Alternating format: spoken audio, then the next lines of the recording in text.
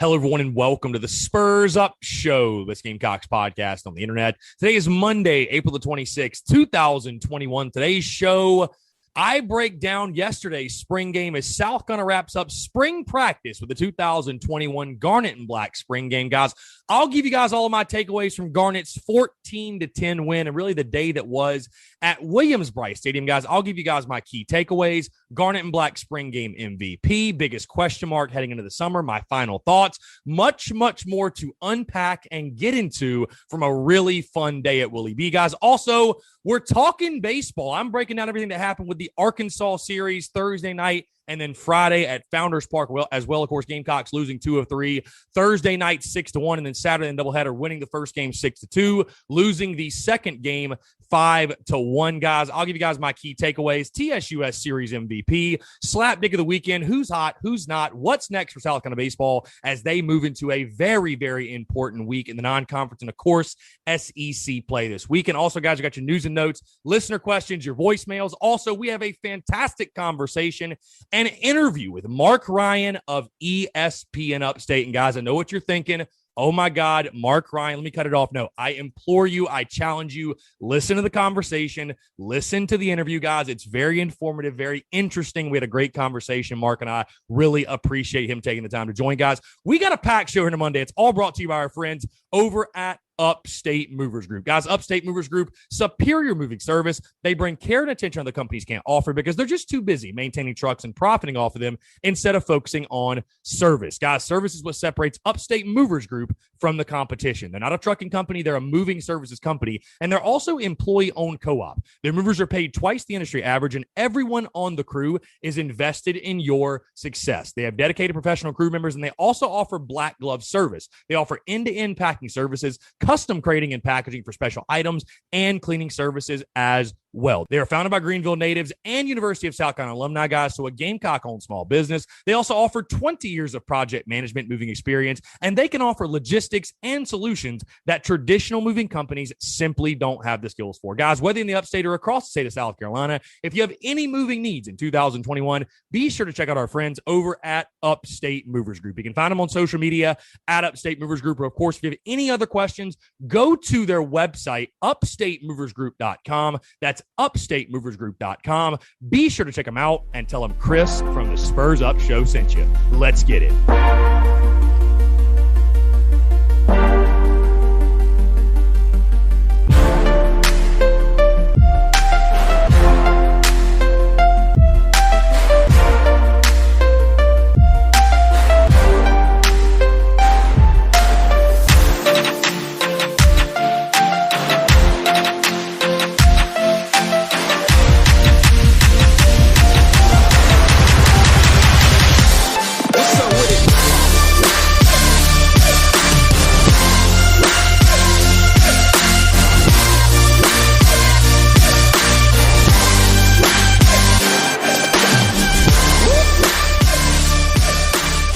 Ladies and gentlemen, boys and girls, hope you are all doing well on this fabulous Monday, and I hope you're all as fired up as I am, as we have got a packed show here on a Monday. Folks, first things first, hope you're all doing well. I'm Chris Phillips, host of the Spurs Up Show. As always, appreciate you guys tuning in. Hope you all had a fantastic weekend.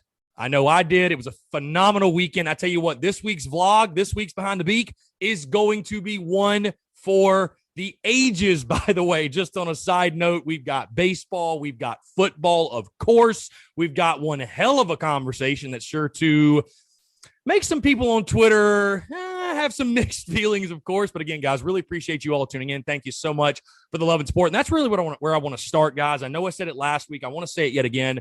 Going to the baseball games, going to the spring game, I just want to say, especially at the spring game, guys, thank you so much for the love and support. So many people came up, showed love. We're rocking the merch, the Beamer Ball stuff, the Shane Storm stuff, the ass kicking chicken stuff. I mean, it's cool, man. I really don't even have the words for it. It's nearly overwhelming to see in person and to kind of think back. And again, I promise I won't go on a crazy rant or anything right now, but it's just, it's wild to kind of, when you're on the journey and you're on the grind and you're chasing a dream and you're chasing a vision and you have tunnel vision, you know what I mean? You're kind of locked in and focused on that goal and really just waking up every single day and doing the absolute best you can and crushing that day. And, you go each day and you stay in the present moment, right? You do that. And so you don't really give yourself a lot of time to reflect and look back and all that stuff. And I kind of caught myself doing that actually Saturday night. I was laying in bed before I went to sleep.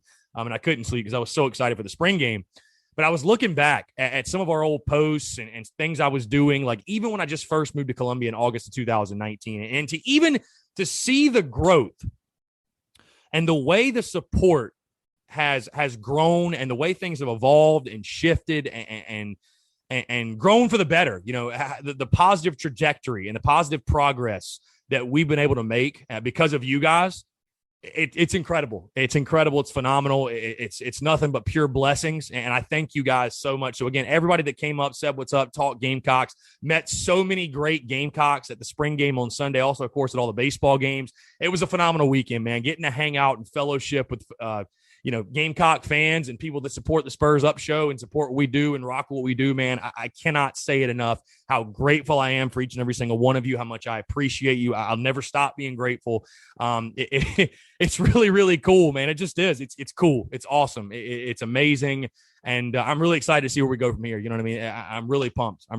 I am. And also what I'm pumped about is Gamecock football, folks. That's where we're going to start. Let's go ahead and dive into the show. Like I said, I promise I won't rant on everything, but again, I'm seriously thankful for you guys. Thank you so much. You guys are what make this thing go, the love and support. And like I said, guys, without further ado, we're going to start with football because it's crazy. Baseball happened first, but again, football's fresh on our mind. So I want to start on the gridiron. I want to start on the football field as the Gamecocks wrap up spring practice with the 2021 Garnet and Black spring game yesterday at Williams-Brice Stadium. Garnet defeating the Black 14-10. Of course, it was kind of an interesting format. We say Garnet won 14-10. They only played a half of football, and the second half, as you guys saw, was much more situational, third down stuff, goal line stuff, all that good stuff. So again, the format was different. It was unlike any spring game that I've ever been to or seen or anything like that, but it was a lot of fun, of course. But I want to start with the number one thing that everyone is talking about. And I want to give you guys my perspective and my view on it. And I want to see how y'all feel about it. Because, again, this is going to be conversation. Everything we saw in the spring game will be, but especially this, is going to be conversation we have all throughout the offseason, all summer long, going into fall camp, going into that first game, September the 4th against Eastern Illinois. And, first things first, I'll say this. Great crowd, by the way. Everything was great. Beautiful day out at Williams-Brice. But it's funny, right?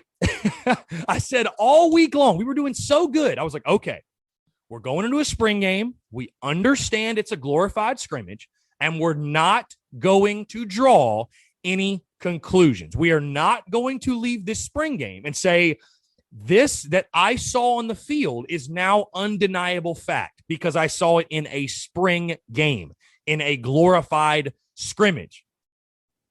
But of course, listen, we're all passionate. We all get carried away. We all let our emotions run wild. And I saw it, and you guys have seen it all over social media. And of course, you guys know what I'm starting with. It's the quarterback competition. Luke Doty against Jason Brown. And boy, let me tell you, if you have not seen it, if you have not been on social media for whatever reason, it is going wild right now. Fans comparing, contrasting what Luke Doty did. Fans saying Luke Doty can't throw the football. Jason Brown, throwing to E.J. Jenkins through 2 touchdowns. Oh, Jason Brown, he's just the superior passer, and he's this and he's that. And it also got fueled when Shane Beamer came out after the spring game and said, Luke Doty is QB1 right now. Leaving spring ball, Luke Doty is our starting quarterback. And he said, again, it's a competition. Luke's got to continue to win that position battle. He's got to continue to show up and defend his job. But as of right now, he took every single rep as QB1 in the spring. And he is our starting quarterback, bottom line. And again, I'm seeing a lot of debate right now, which is fair, by the way, on these two guys. Now, hear me out. Here's what I told you guys going in this game.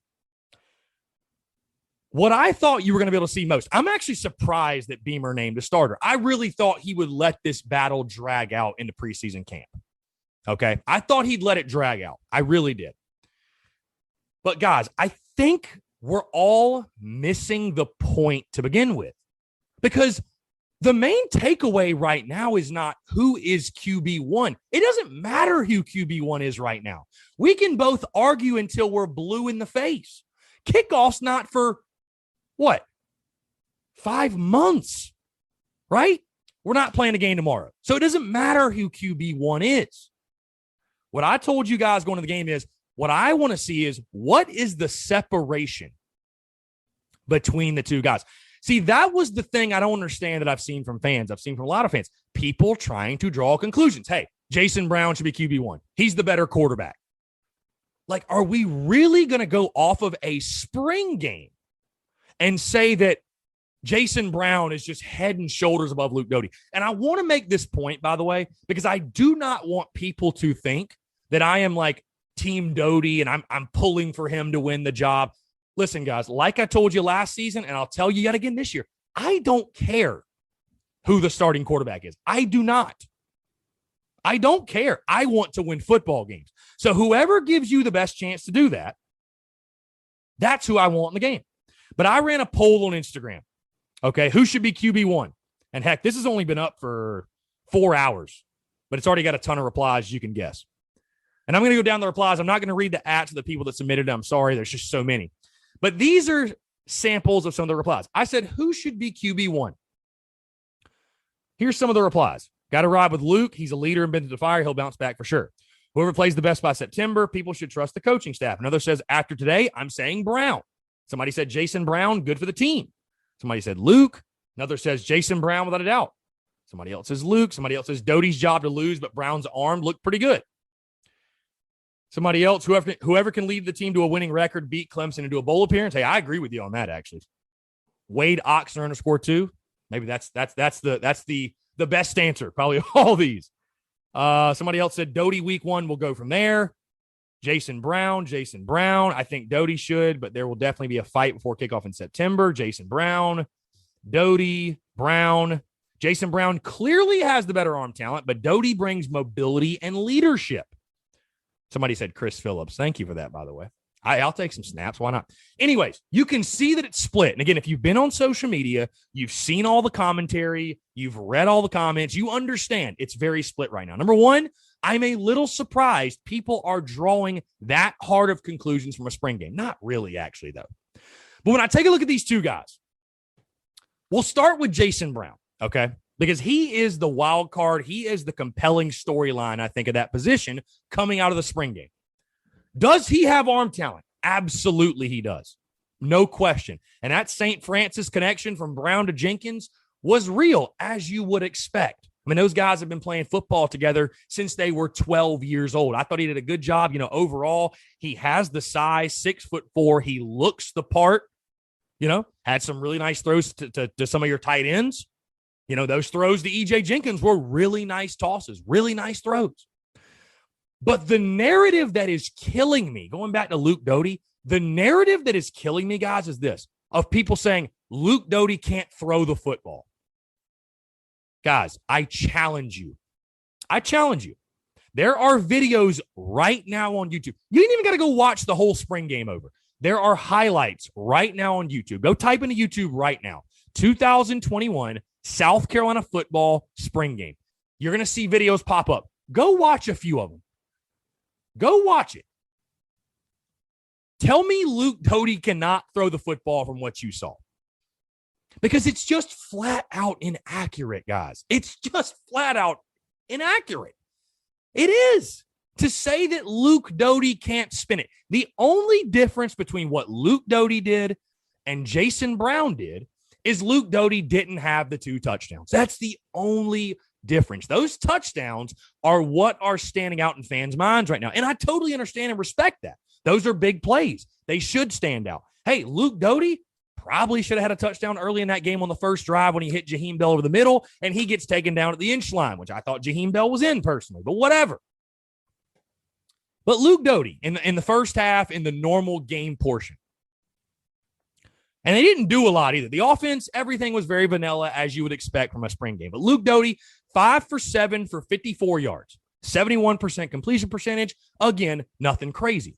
But go look at the highlights, guys. I challenge you seriously before you say, oh my God, Jason Brown is such a superior passer. And overall, is Jason Brown probably a little bit better of a passer than Luke Doty? I'd probably venture to say that he is. But look at the film before you say, oh, Luke Doty cannot throw the football. I just totally disagree. He had a couple of really nice passes to the Carry-On Joyner, to Jaheem Bell. Had some really nice throws in there. Had some really nice passes over the middle. Did the offenses as a whole look sharp? No, they did not. I certainly didn't think so. I think a lot of that falls in the wide receiver room, which I'm going to talk about in just a second. But back to my original point, guys, because here's what I think everyone is missing from all of this. Everybody wants to have an answer right now, right? We live in a world where we get immediate answers. We get immediate search results, right? Immediate gratification, okay? We get the answer now. We get the result now. We don't wait, right? We have 5 months until kickoff. The biggest takeaway is not that, oh, Luke Doty is QB1 or Jason Brown is QB1. The biggest takeaway is that we thought there was this big gap between the two guys. My biggest takeaway, and again, what I think all of our takeaways should be, it's a positive. That gap is small. That gap's not as big as maybe we thought it was. And there is a real competition going into the fall. Again, guys, there's more to playing quarterback than just throwing the ball deep. There's leadership. There's mobility, which Luke Doty has. And again, I don't want people to think I'm like a Luke Doty stan. You know what I mean? Because those Ryan Helinski stans, no offense to any of you out there, they got annoying last year, right? You could tell the people that were just pulling for Ryan Helinski to win the job. And it's like, well, no, this is why they picked Colin Hill, whether you like it or not. This is it. And I don't even want to dive back into that conversation. But I'm not a Luke Doty stan. But again, I just don't understand the people that I feel like Jason Brown is like the new shiny toy, right? And people are so ready, even after just 3 games last year. He only played in 3 games, and you can't take away anything from what he did because it was a complete nightmare of a season, especially at the end. But for some reason, people are ready to throw this dude out, a 4-star prospect from Myrtle Beach. I just don't understand it, guys. If Jason Brown fair and square beats out Luke Doty this fall and takes that job, I'm all for it. I support all the guys. But for people to say Luke Doty should be playing receiver, he can't throw the ball, it's just flat out inaccurate. I know there's probably a lot of you listening that are saying that. There's probably a ton of you listening that have friends that say that about Luke Doty, and they are wrong. Go look at the film. He can spin the ball. Just because he didn't throw a touchdown yesterday does not mean he cannot throw the football. How many plays did Luke Doty get to run with E.J. Jenkins going up against, oh, by the way, a 5'9" defensive back? Because if you go back and look at the plays that Jason Brown threw the ball to E.J. Jenkins, and again, they were great throws, but any quarterback worth a damn would have made that throw because the dude is 6'7.5" against a 5'9" DB. Again, I'm not trying to demean what Jason Brown did. Again, I think the bigger takeaway, it's not who QB1 is, it's the fact there is a legitimate competition, which is a good thing for this team. It's a good thing. Did we get to see Luke Doty's mobility yesterday? I don't think so. They're not letting the quarterbacks run in a spring game. They're certainly not letting them get hit. And again, I'm not trying to take anything away from what Jason Brown did. If Jason Brown wins the job, I'll be happy with it. I will. The guy can obviously sling it, and it's apparent they have a connection, Brown and Jenkins. I mean, no kidding, right? No kidding. We knew that. But I just think for fans to sit back right now here on this Monday, April the 26th, 2021, in a game where the Garnet beat the Black 14-10, and draw off of that, oh, Jason Brown is our guy. He's our savior. He's our all-conference guy. He's the guy that's going to get us back to Atlanta. Let's just pump the brakes a little bit, guys, and not be so quick to try to kick Luke Doty. That's what kills me. I don't understand it. So I think it's a good, healthy competition. You know, I think Colton Gauthier got a lot of talent, but he's a true freshman. And then Connor Jordan, I think, is comfortably in that number 4 spot. But it's Luke Doty and Jason Brown. It's those two guys. And again, just try to hear me out. The main takeaway today is not, oh, Luke Doty's QB1. No, Jason Brown's QB1. The main takeaway is the gap is small. There's a real competition there. There is a real competition there. And hey, guys, guess what? Because a lot of people are saying, well, Chris, if you had to pick, who would you pick? Well, guess what? Shane Beamer says Luke Doty's QB1. I'm rolling with what Shane says, personally. He has seen these guys at practice every single day, not just for a spring game, every single day. Shane Beamer's been out there. I'm going to trust his word. If Shane Beamer and Marcus Satterfield say the best guy to lead this team is Luke Doty, I'm rolling with Luke Doty. I think Jason Brown can do some nice things. And hey, like I said, he might be the better passer of the two. But in the offense they're trying to run, and Luke Doty's mobility and his leadership, the intangibles, I mean, I don't know. There's a lot more to play in the position than just, I got a strong arm. The guy with the strongest arm doesn't win the position battle. The guy who's the best overall quarterback wins the position battle. And I just think to draw that many conclusions from yesterday about that position, I just think it's a bit foolish, guys. I think it's a bit foolish. You know, was Jason Brown going up against the same defensive backs Luke Doty was? Was he going up against the same defensive linemen? Like, you have to factor in all of these things. And like I said, just back to my point about Luke Doty, people that say he cannot throw the football, it's just flat out inaccurate. It's just inaccurate. It is. It's just inaccurate, man. I think Luke Doty has a strong arm. Is it as strong as Jason Brown's? I don't know. And am I saying Luke Doty's a perfect player? No, I am not. I mean, I remember specifically a play, the first drive. He drops back. He has E.J. Jenkins immediately open over the middle. He pauses, he clutches. And by the time he throws it, it's picked off by R.J. Roger. Granted, it was a pass interference, but if he throws that ball on time, it's a completion, maybe a touchdown. That's stuff that Luke Doty's got to get better at. He's got to improve. But, you know, Shane Beamer, I thought, put it beautifully in the postgame. He said, I saw nothing from today that would make me change my mind or feel differently about saying that Luke Doty, as of right now, is QB1. And when I went back and watched it, because, of course, I went to the game and then I came home and I watched it again. I'm like, I want to see this from the TV view. Watching it again, I agree 110% with Shane Beamer. Like, there's nothing that I saw that makes me say, oh, my God, Luke Doty he looks so bad, you know, and Jason Brown looks so superior. He should be the starting quarterback. There's nothing that I saw, guys. Again, he went 5 for 7 for 54 yards. I mean, we're acting like he had a terrible day. The only difference in his day and Jason Brown's is Jason Brown's had the 2 touchdowns. That's literally it. That's the only difference between what those two guys did. And again, I can't wait to debate this with you guys for the rest of the offseason because I know there's a lot of you that probably disagree with me. But, and like I said, I want the best guy to win the competition. I don't give a damn who it is. But there's a bunch of narratives out there that I think are false. I think there's a bunch of conclusions out there that people are trying to draw from a spring game, a scrimmage.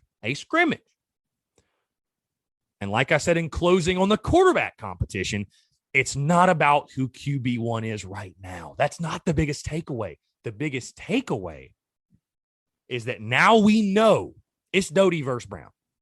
And there's a little bit of a gap there, but maybe not as much of a gap as I once thought there was. And hey, I think that's exciting. I think that's a positive. Iron sharpens iron. May the best player win. And it's going to be a lot of fun to watch, a lot of fun to hear as we go through summer workouts, and of course, into fall camp and kick off September the 4th. I feel like we could spend the entire show just talking about the quarterback competition, but a lot of other good things happened on the field yesterday. Well, another big takeaway for me, I talked about him, E.J. Jenkins, the other half of that St. Francis connection. Man, he's going to be a lot of fun to watch as a red zone threat, especially. I mean, this dude is a monster. 6'7.5". He looks like Kelvin Benjamin, honestly. He looks like a Jimmy Graham. He has that type of build.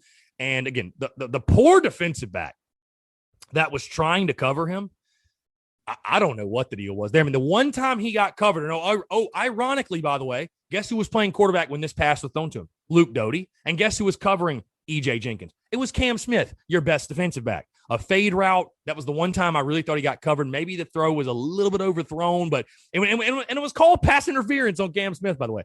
But EJ Jenkins, what he can serve for you down in the red zone, I mean, he should be getting 3 or 4 fade balls a game, guys. I mean, this dude is huge. He has just the pass catching ability, can just go up and over everybody. I mean, the great thing about him, too, is this. He's too quick for a linebacker, but he's far too big for a defensive back. I mean, you think about last year, if you still had Israel Mukuamu, Izzy is 6'4", and this guy is still 3 inches taller than him. How is that possible? How can a human be that big and play wideout?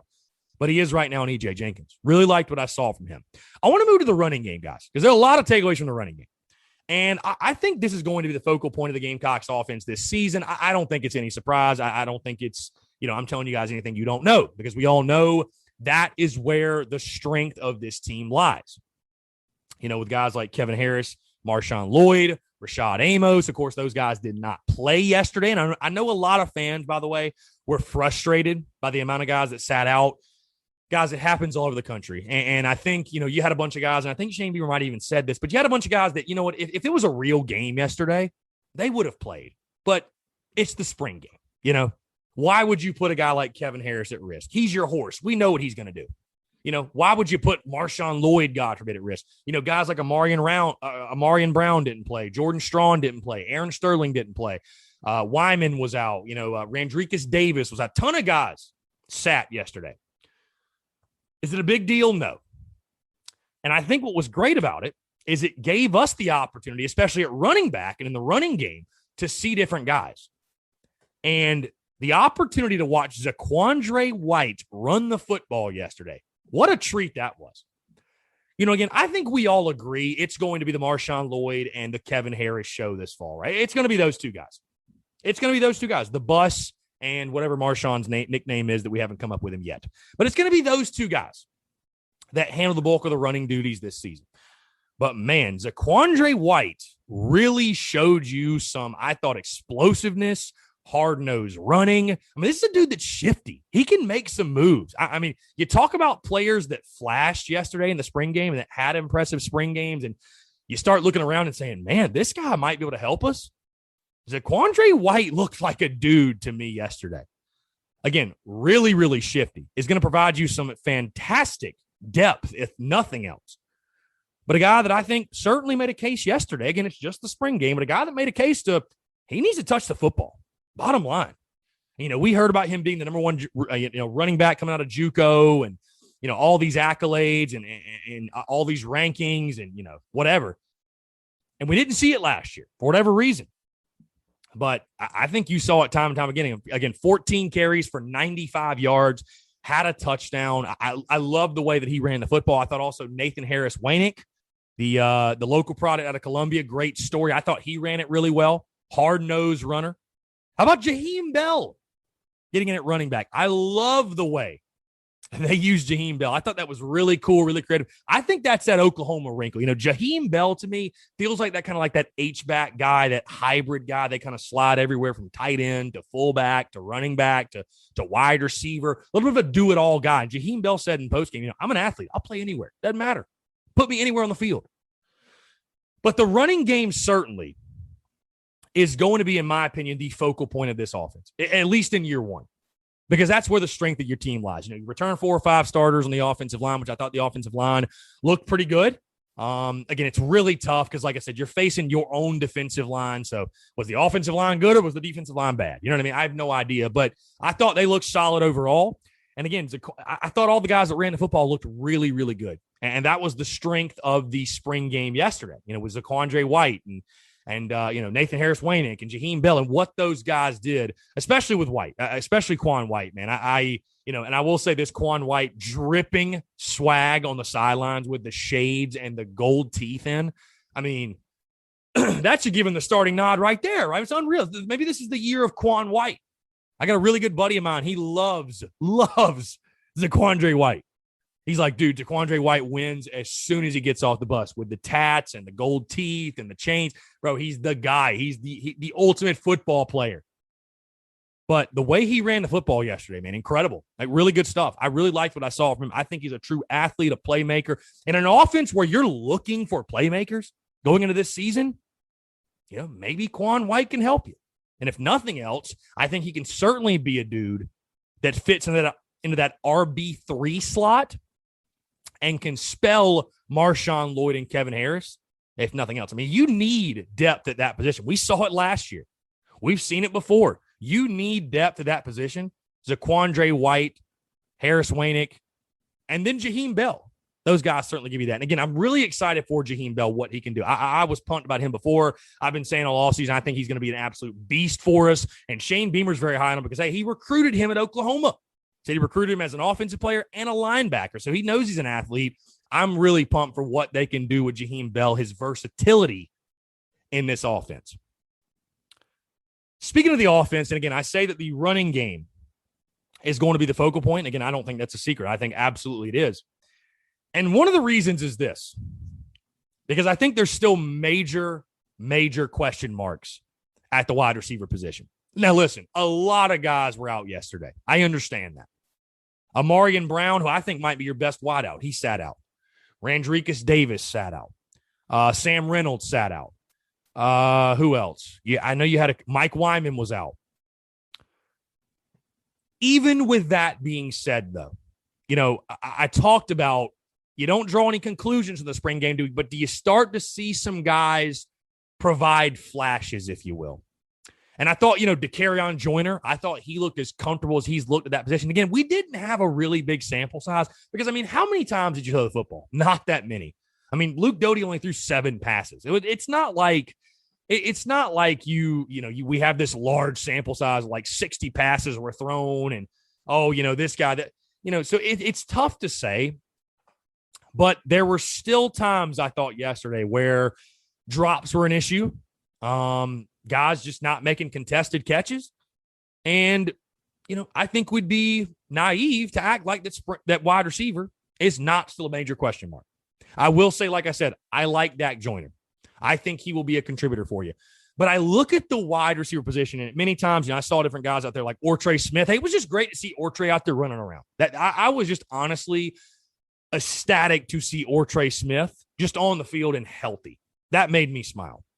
But I saw Ortre. I saw Jalen Brooks. I saw Josh Vann. I saw, DeCarrion Joyner. I saw the tight ends, of course, Trey Kenyon and Kevion Mullins. Saw Nick Muse.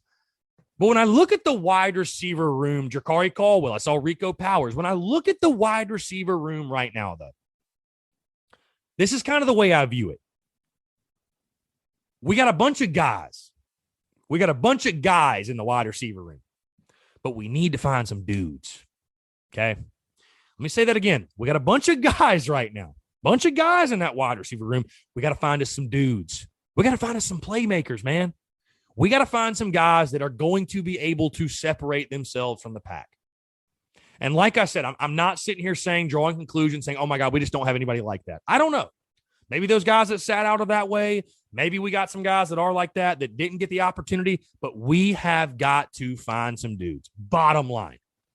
Because I look at that wide receiver room, and I think Justin Stepp's going to do a phenomenal job. I think he is doing a phenomenal job. But Josh Vann kind of just looked like Josh Vann. Jalen Brooks just kind of looked like Jalen Brooks. Nothing really stuck out to me. Chad Terrell looked like Chad Terrell, guys, to be honest with you. Ortre kind of just looked like Ortre. I didn't see, Dak Joyner, like I said, I think he probably made the biggest stride. He looked as comfortable as I've ever seen him look at wideout. Made some really nice catches. His athleticism shined through, and I thought he made a really nice catch over the middle from who else but Luke Doty.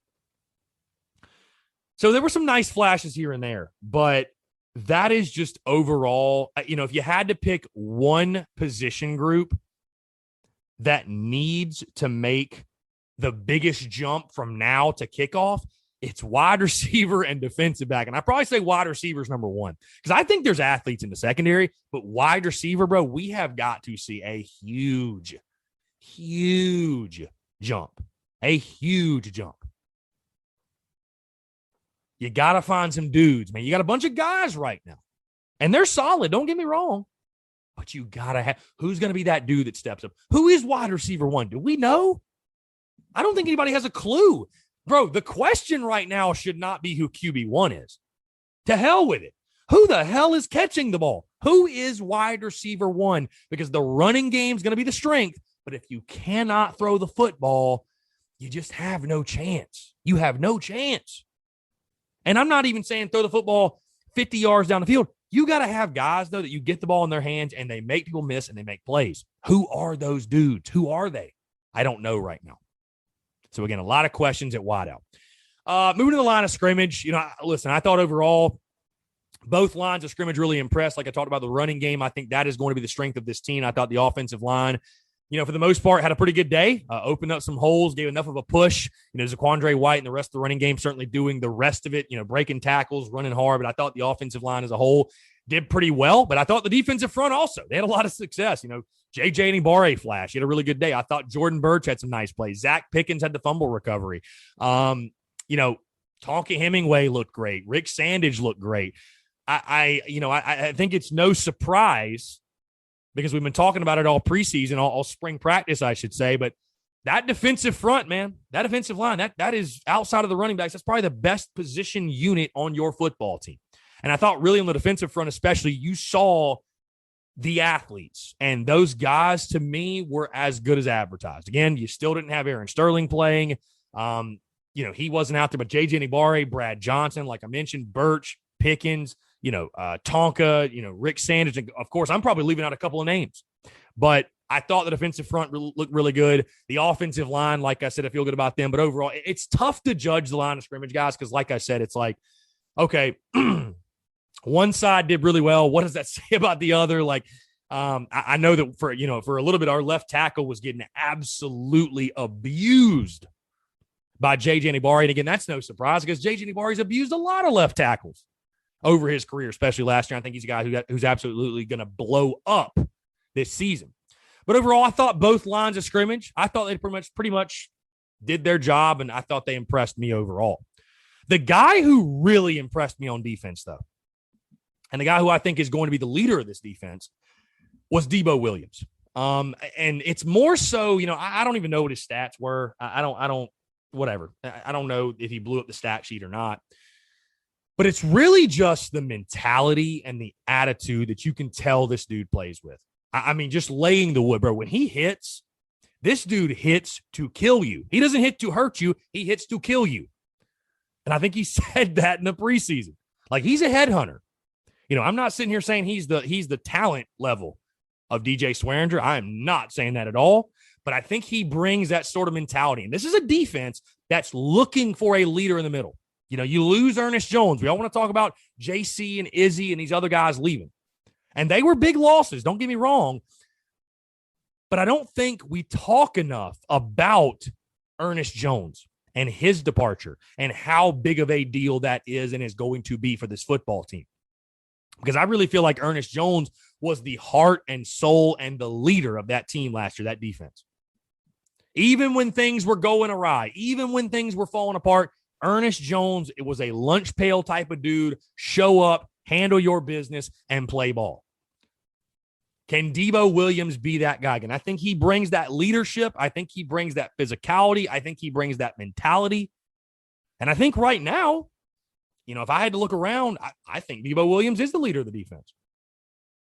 And he's not the only one, but I think at that second level, yeah, I think Debo Williams is the leader of that defense right now. So I'm really excited to see his progression, kind of what he turns into for Clayton White and Jimmy Lindsey and the rest of this Mike Peterson, the rest of this defensive staff. I think he's going to be a really nice player for you. And if nothing else, like I said, he's going to bring that mentality and that nastiness to that Carolina defense. Guys, finally, before we move into spring game MVP and everything else, on the back end of the defense, the secondary. Again, like I said, it's really tough because I think fans, for the most part, in the spring game are pulling for offense. Nobody wants to go to a spring game that finishes up with a 7-3 final score, right? Like, I don't think any of us want to sign up for that. Even 14-10 after the first half was kind of like, okay, whatever. But when it comes to the secondary, first things first, on a positive note, I thought Cam Smith flashed. I thought Cam Smith, I think he's without a doubt your best defensive back. And then Marcellus Dial. That was a guy that really jumped out at me. The JUCO transfer, laid the wood a couple of times, had some really nice plays. I think he can be a really nice player for you.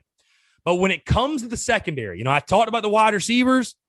The secondary has their batch of issues as well. And again, you didn't have a lot of guys playing yesterday, most notably Joey Hunter. He didn't play. O'Donnell Fortune actually led you in tackles, I think, with like 7. So had a pretty good day. But the secondary is a major area of concern, in my opinion. And it just comes down to lack of bodies. That was the one thing I noticed. I felt like yesterday, I was like, man, it does not feel like we have a lot of players for some reason. I don't know why that is. It just does not. It feels like we're trotting the same guys out there every single possession. Like we don't have a 3 deep at a lot of positions. But the secondary, we already knew you have 10 scholarship defensive backs. And I think you had 2 of them sitting out. So when you're running a 4-2-5, hey, the same guys are going to play a lot. And I think that's the reason, by the way, if you're wondering, I think that's why you saw South going to only play a half of football. I don't think they have the bodies right now to go a full 4 quarters. Either way, though, back to the secondary, I think there's talent there. Without a doubt, I think there is talent there. I saw a lot of good competition. Because, again, is South going to have the best wide receiver room in the world? Absolutely not. But I thought you saw our defensive secondary compete. A lot of contested catches, a lot of contested throws. I thought they did a really good job in that department. But you got to find some answers. And Torian Gray, he's got his work cut out for him. He's got his work cut out for him, bottom line. You got to find some answers. You got to find them quick. And guys, I don't know if the solution is on this team. Like, I just think, I was concerned about the secondary before the spring game. I'm concerned about the secondary after the spring game. I think I'm going to be concerned about the secondary going into the season. And I think the secondary is just going to kind of be something that we got to kind of keep our fingers crossed for no injuries and sort of just grin and bear it, man, because I think probably the only way you're going to fix it is in recruiting. You got to go get guys. You got to go get ball players. Like I said, you only have 10 guys. You only have 10 scholarship guys. So, again, there's some talent there. Don't get me wrong. There's some talent with Cam Smith and Marcellus Dial and O'Donnell Fortune and Joey Hunter and Dominic Hill. And, there's some other guys back there, RJ Roderick and Jalen Dickerson. I like what Dickerson did at safety. I think the safety position, if RJ Roderick can sort of come into his own, which, by the way, he suffered an ankle injury. Shane, we were saying it shouldn't be that big of a deal, though, if you were wondering. But I think actually the safety position might be okay. I like Jalen Dickerson's game. I like RJ Roderick's game. If he can come into his own. I know he's had an up and down career. But the secondary to me is certainly an area of concern going into this season. All right, let's move into 2021 Garnet and Black Spring Game MVP, guys. Let's hand out an award, the TSUS Spring Game MVP. And the award goes to, I talked about this guy earlier. I think it's a no-brainer. The way he flashed, what he showed in that game yesterday. And again, maybe the swaggiest dude on the entire field, and that is running back Zaquandre White. Quan White, 14 carries, 95 yards, and a touchdown. Again, we heard a lot about Quan White, what he could do as a running back, and we never got to see it last year. And it was a damn shame. And he even got moved to defensive back at one point. Am I saying he should be the starting running back? Absolutely not. But Zaquandre White made a pretty damn good case that he should touch the football. I mean, bottom line, the dude's shifty. He's mobile. He's a hard-nosed runner. He's willing to run somebody over if he's got to. And you know what I like about him? There were many times I saw yesterday where he was pretty much stood up. He was pretty much stopped. He kept them legs moving. He kept moving forward. He kept trying to get more yards. I mean, there's one specifically, the guy's wrapped around his leg, and he just keeps going. He kept going, trying to drag him. Like a Corey Boyd type running style. And you just love to see that. So, again, really excited for what Quan White brings to the running back room. And if nothing else, I think he'll give you great depth. But he's my TSUS Garnet and Black Spring Game MVP. Again, that goes to running back Zaquandre White. Guys, let's move into my biggest question marks heading into the summer, heading into the offseason. What are the biggest question marks for this football team? And I'm going to do offense and defense. And I feel like if you guys have been paying attention, you already know where I'm going with this. My biggest question mark for the offense heading into the summer is the wide receiver room. Like I said, everywhere else, on this offense, I feel like you look and say, okay, there's some potential there. I look at quarterback. Hey, we got options. You look at tight end. We got options. Running back. We certainly have options. We got great options. Offensive line returns 4 or 5 starters. They should be solid. What is the deal with the wide receivers? You got a bunch of guys. You got to find some dudes. You got to find some guys, some dudes, that can step up and make plays for you. You got to. And like I said, I don't want to draw any conclusions from the spring game yesterday and say we don't have any, because a lot of receivers didn't play. But still, all we can go is off what we saw. I think wide receiver is still a major, major question mark. Again, you got a bunch of guys in that room with talent. Bunch of guys in that room that were highly touted. Bunch of guys in that room that have size and have speed and can catch. But you got to find from now till September the 4th, you got to find some dudes that can go make plays. You know, it's like Perry Orth told me, the biggest difference between when he was on South Carolina's football team in 2013 versus when he was the starting quarterback in 2015. In 2015, you had a bunch of guys looking around saying, okay, who's going to make the play? In 2013, you had a bunch of guys looking around saying, I'm going to make the play. No, I got this one. Throw me the ball. You got to find some guys in that wide receiver room that take on that mentality of, no, I'm going to make the play. That want the football, that are big-time ball players. Because this offense desperately needs more playmakers, bottom line. And as good as the running game's going to be this fall, if you cannot throw it, and I don't care if it's Doty, I don't care if it's Brown, if you don't have some pass-catching options, and I think you do, but if you don't have some pass-catching options that are going to take the next step and become dudes, it's going to be tough sledding for you. People are going to key in on the running game. They're going to make you throw. And if you don't have receivers that can win, you're not going to win. So, again, the biggest question mark offensively for me is the wide receivers. And on defense, the biggest question mark for the defense heading the summer is, you guessed it, the secondary. The secondary. And again, I don't know what can be done to solve the secondary's issues because, like I said, I think it's just a lack of bodies. I mean, you have what you have. 10 scholarship defensive backs. You got some capable players, but you're going to lean on your pass rush. You're gonna go each and every single week this fall and say, hey, guys, we need you to get pressure on the quarterback. Because, number one, there aren't many secondaries, if any, that can hold for 4 or 5 seconds and not get burnt, right? There just aren't many that can do that, if any at all. Receivers and athletes are too good now. But the other reason being, you just don't have maybe the talent and the skill you'd like to have back there. So I think Cam Smith can be a good one for you. I think he can be a solid option as your number one guy. I think Marcellus Dial coming in as a transfer, I think he'll be a nice option. I think, Roderick and Dickerson are solid in the back end, but overall as a collective, there's questions to be answered. There's questions to be answered in the secondary, and it's going to be very interesting to see how it plays out back there for sure. All right, guys, final thoughts in the spring game really quickly before we move to baseball. Overall, I thought it was a really successful day. Overall, the day was incredible. I know some people were not pleased that they moved it to Sunday, because it was interesting. I'm here in Columbia, and it barely rained. It barely rained on Saturday. Weather wasn't even that bad, but we had a beautiful day for it, man. It was incredible. Like I said, a bunch of great Gamecocks out there. I think over 13,000 is what they said. It was great to meet you guys, talk with you guys, talk Gamecocks, fellowship with great Gamecocks. It was incredible. It was incredible, man. And I think you could feel the excitement and the energy and the positive energy and the optimism and the hope in the air at Williams-Brice. And it was just so great to get back in Willie B, man. Walking into Willie B for the first time as Shane Beamer as the head football coach. It was just incredible. It was just incredible. And just, I can't wait. I can't wait to see what Shane Beamer does with this program. I trust what he's doing with this program. It's going to take time. We got to be patient for sure. This roster, I wish I could be a fly on the wall to hear what Shane, this is no disrespect to anybody currently on the team. But when Shane Beamer looks back in 5 years and 10 years, this is going to be his worst team here. You know what I mean? Like, no offense, but this is going to be his worst team here if things go well, if things go according to plan. So it's about really this season. And there's talent in this roster. Now, please don't take what I just said, and twist it. There's talent on the roster.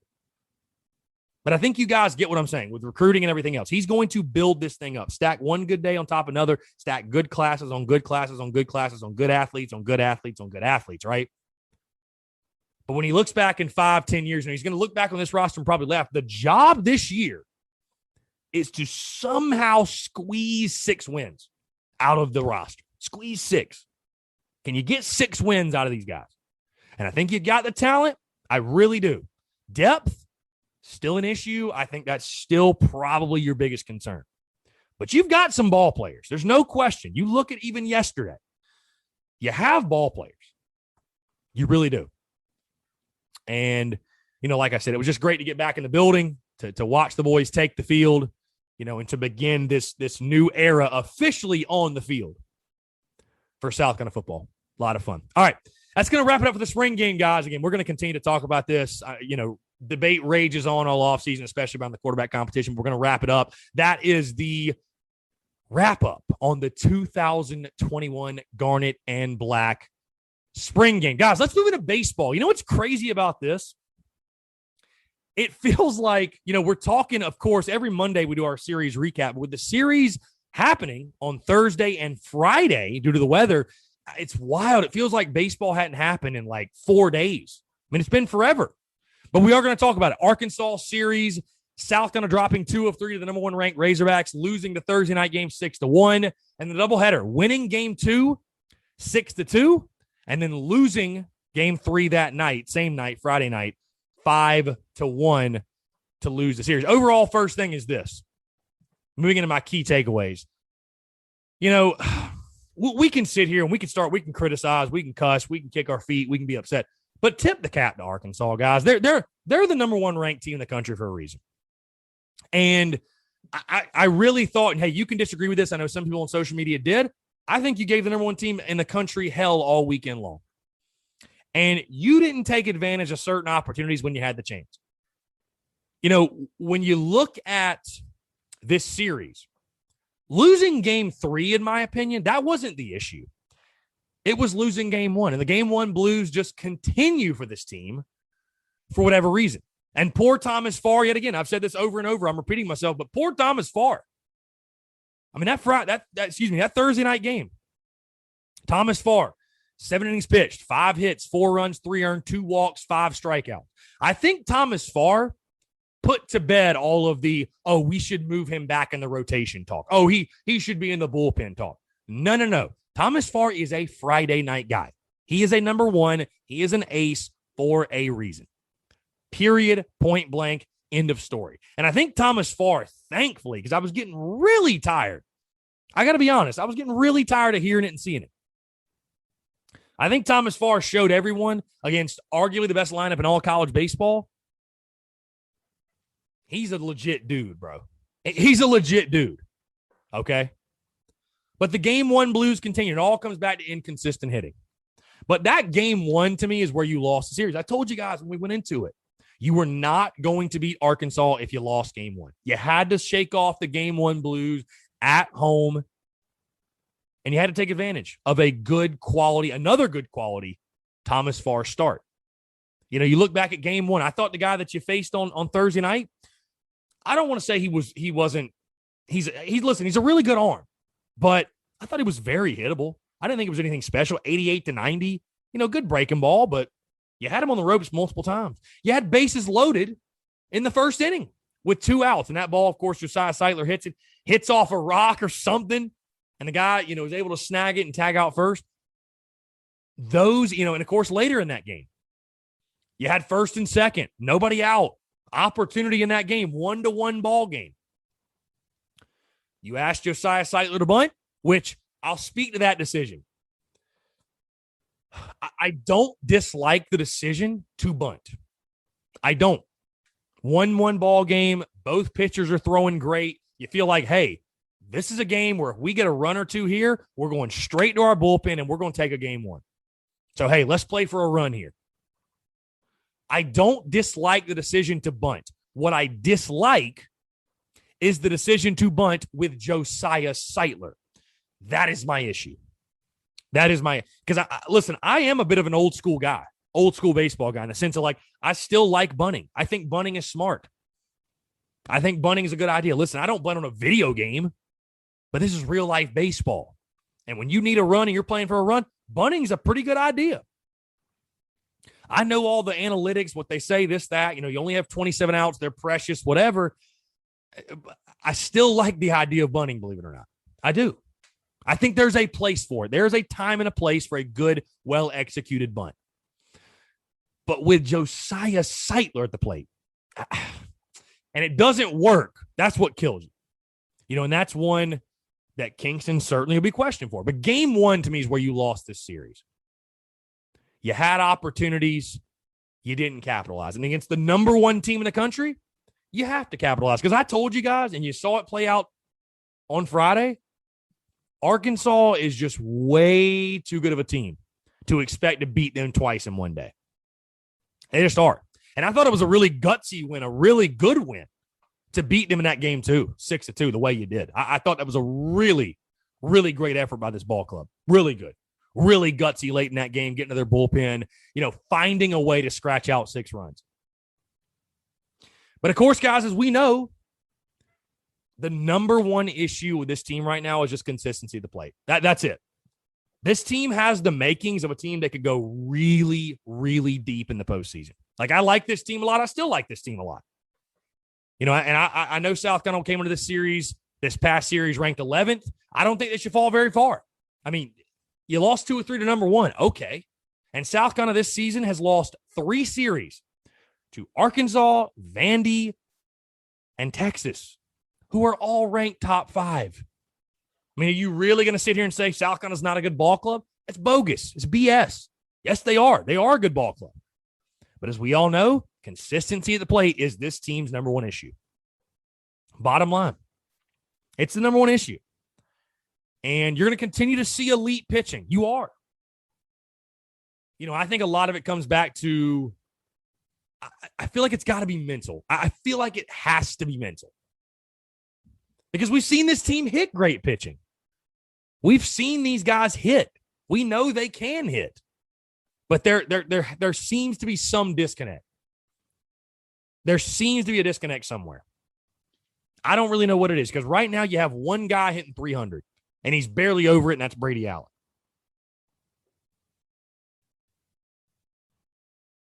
So if you can get the hitting figured out, I mean, you go from being a really, really good club to a great club, in my mind.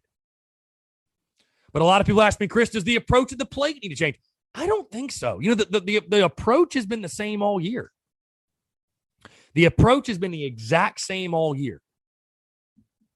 And so I don't think that's an issue, man. I really think a lot of it's mental. And I don't know how you fix that. Well, I do.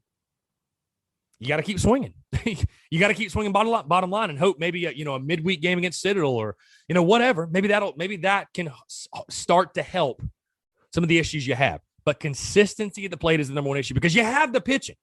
Like I said, Thomas Farr, he returned to form. I know Will Sanders had an off night on Friday night, which, the way he's thrown, what do you expect? You know what I mean? The kid's been elite the last couple of starts. He was due for a game where he was a little bit off.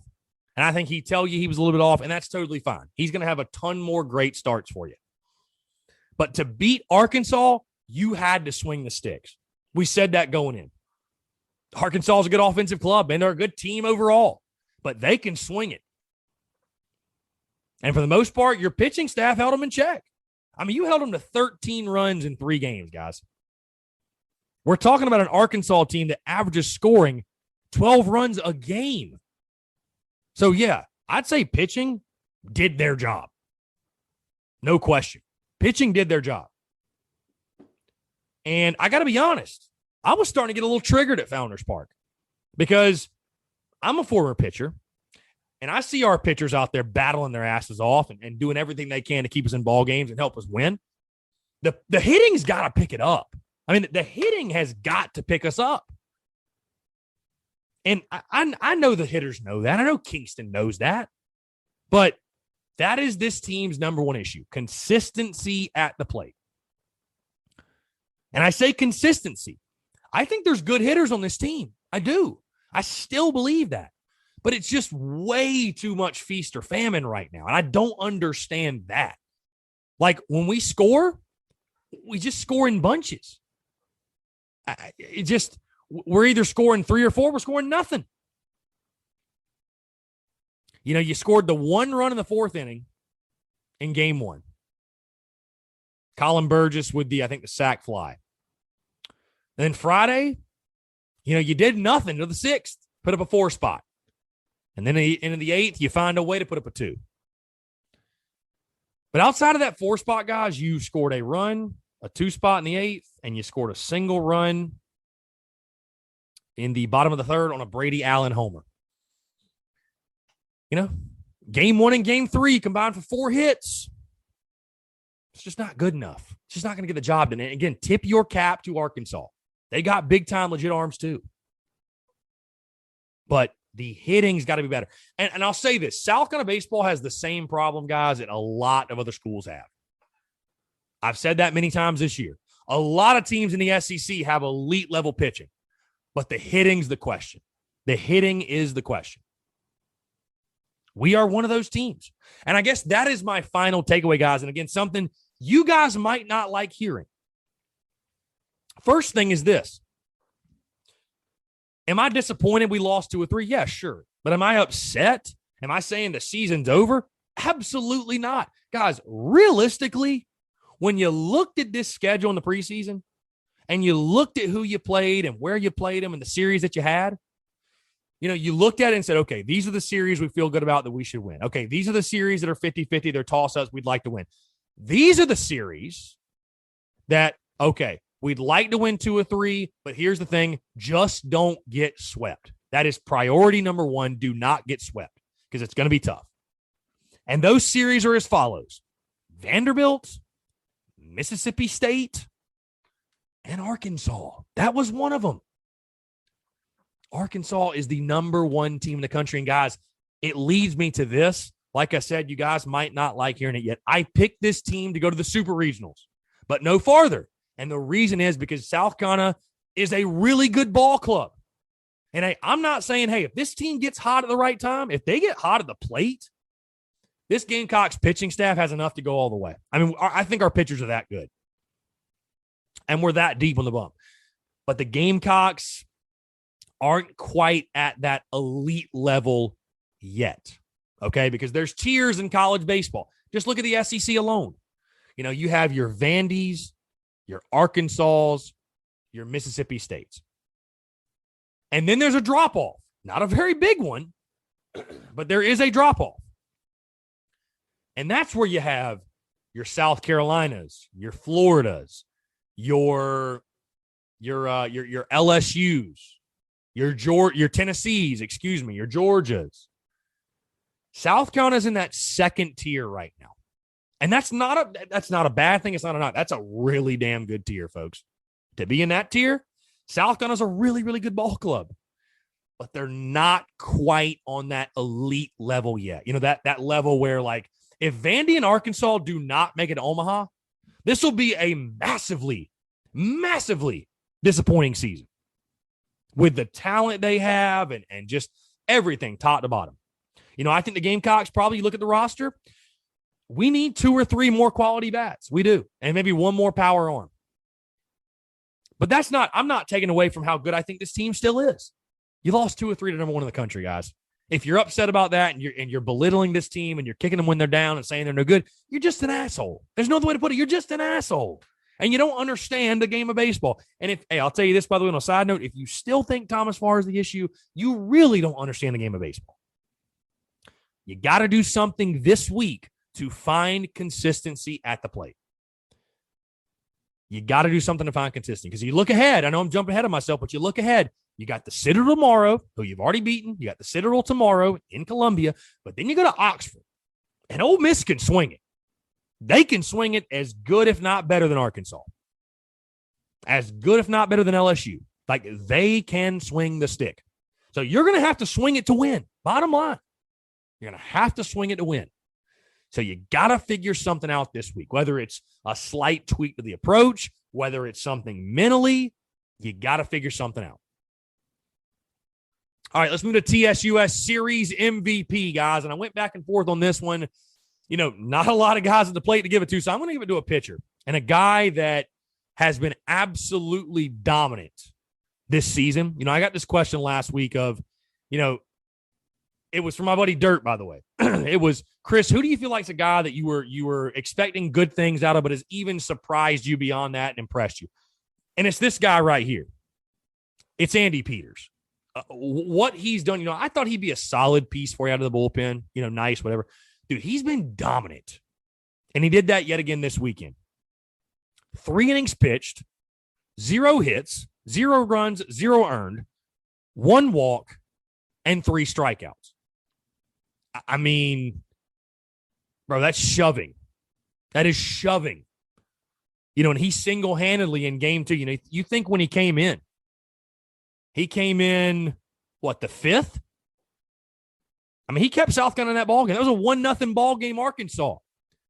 The Gamecocks put the 4 spot up in the bottom of the 6th. Shut down inning, boom. Shut down inning, boom. Just took care of his business. He has been absolutely dominant with you. And that bridge from Brandon Jordan to Brett Carey, that was massively important for getting that game 2 dub. So, again, my TSUS Series MVP, Andy Peters, again, 3 innings pitched, 0 hits, 0 runs, 0 earned, 1 walk, and 3 strikeouts. Absolutely dominant this past weekend. Let's move into Slapdick of the weekend, guys. And this one's kind of funny, but they deserve it. It's Arkansas Twitter. No question. I did not realize how crazy Arkansas Twitter was until this past weekend when my mentions got flooded. Absolutely flooded with Arkansas fans. It was insane. It was absolutely insane. You know, from the Bob Moore bat flip stuff to, you know, just everything else. And they were real quiet after game 2. But, man, did they let me have it after game 3. It was wild. It was nuts. So, Arkansas Twitter, congratulations. If you're tuned in, you get the Slapdick of the Weekend award. Congratulations to you all. All right, let's move to who's hot, who's not, guys. Who's hot? Got to give it to Brett Carey. He's been unhittable for you this year. Another save for him. That is now, I think 4? Yeah, 4 saves in the year for Brett. He went 1 1/3 innings pitched, 1 hit, no runs, no earned, and 3 strikeouts. Great stuff from Brett as always. And again, he gets that save for you in the lone win of the weekend. Who's not? I hate to pile up on this dude. I feel like I'm picking on him. I don't want it to be that way, but Wes Clark is as ice cold can get right now. This weekend against Arkansas, 1 for 11 with 6 strikeouts. Guys, in his last 11 games, Wes Clark is 5 for 38. That is a 132 batting average with 3 RBI. Listen, I still think Wes Clark is a good hitter. I think he'll snap out of it. I think he'll be fine. But he is as cold as cold. He is the definition of who's not. He's the definition of ice cold. And it's killing this lineup. I'll be totally honest with you. It's killing this lineup. That's something I didn't mention earlier in my key takeaways. You know, how do you find more consistency at the plate? You got to get your big guys going. You know, Andrew Eister, Braylon Wimmer, and hey, Wes Clark. Wes Clark's lack of production, it's just killing you, man. It's just killing you. I don't know, you know, what it is that pitchers have figured out he can't hit a breaking ball or it's something mental with Wes. I figured to think it's something more mental with Wes Clark. But there's an issue there. There's an issue, bottom line. So Wes Clark, for me, the who's not. Again, 1 for 11 with 6 strikeouts for the weekend. And, guys, his last 11 games, 5 for 38, a 132 average with 3 RBIs. Guys, let's talk about what's next for South Carolina baseball. I know I mentioned a little bit earlier. You got the midweek game tomorrow against the Citadel at Founders Park, which is interesting that you play the Citadel again. So, whatever. Got the Citadel tomorrow night, Founders Park. And then you go back on the road, a weekend series in Oxford, Mississippi against the Ole Miss Rebels, which, again, I think is going to provide it's going to be a huge series, an absolutely pivotal series for you, a series I think you really, really, really need to win 2 out of 3.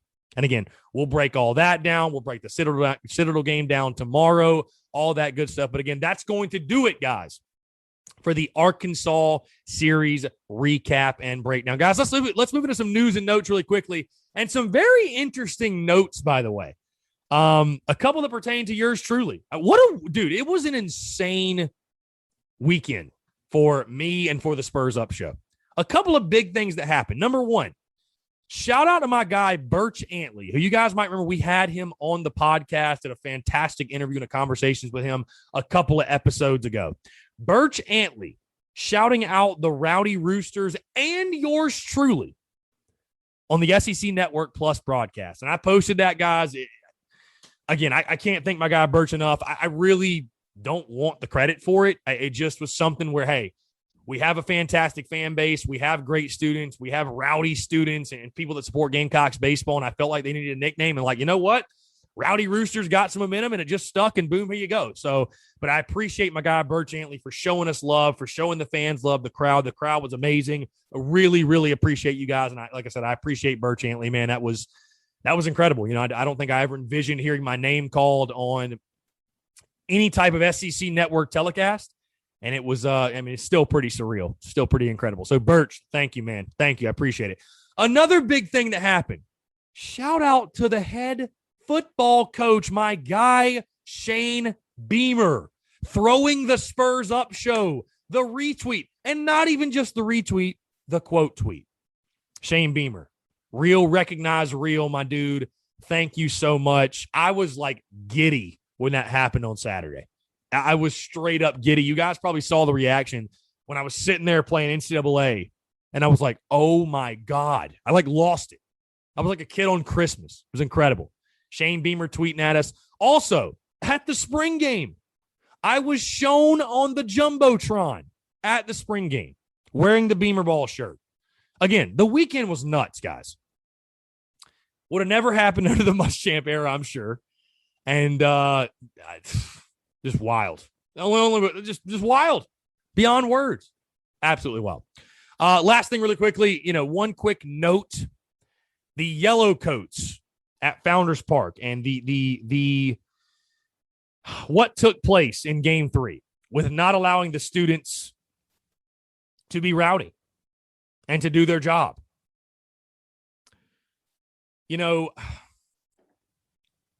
I'll probably make a video about this week. But here's the solution. Ray, Bob, everyone involved, if you're listening, here's the solution.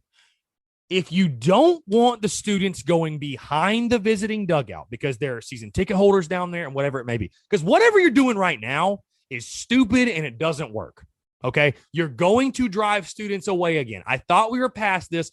They don't want to sit in the outfield bleachers, and I can't blame them. No, they shouldn't be put out there. Here's what you need to do. Ray, Tanner, Bob Cass, and everybody listening, give them section 1. Give them back the berm and right field. Get rid of these stupid little pods out there in right field and give the students back their section. Because the students need a designated area. And you can't say it's COVID. You can't say it's social distancing because, bro, they're all piled up at third base anyways. It looks stupid. Give them back the berm. Give them back section 1. And let the Rowdy Roosters out of their cages, okay? Let the Rowdy Roosters out of their cages. Let them be rowdy. Let them do their thing. That's all I'm going to say on that. Like I said, I'm probably going to have a video on it this week. It's ridiculous. I know we're not thinking about it too much because it happened Friday night, but it is ridiculous. It's ridiculous. Stop killing our home field advantage.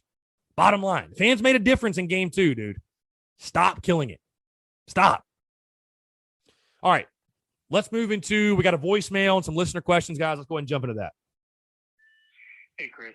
It's been a while since I called. I had to call after the spring game. First impressions, it obviously wasn't a very conventional spring game. I don't think anybody would disagree with that. Seeing a lot of hype around Jason Brown, I thought he looked really good. See some people, I don't want to say already starting to get on the quarterback controversy. I think Luke Doty is fully, got that in the bag. But I think a big thing that people forget is that the reason Luke Doty is a starter is his run ability, his escape ability, and really can't show that off in a scrimmage. So people take a step back and think about that when analyzing the quarterback. Would I like to see more shots downfield, more big plays, obviously? And a lot of people are criticizing the stuff in the game that really wasn't a lot of explosiveness, a lot of little runs here and there. It's like, look, I would have loved for the offense to come out there all over the place, get the receivers involved, take some big shots, get some chunk plays. But then the same naysayers would be saying, oh, the defense is trash. Well, I mean, it's a scrimmage.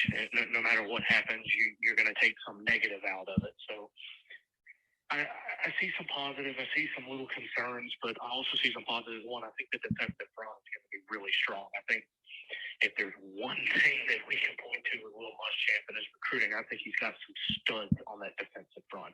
Kingsley and Barre. I think Zach Pickens is due for a big year. I think Jordan Burch is really – I think that this is his time to really burst onto the scene. We got some other guys that can really step up.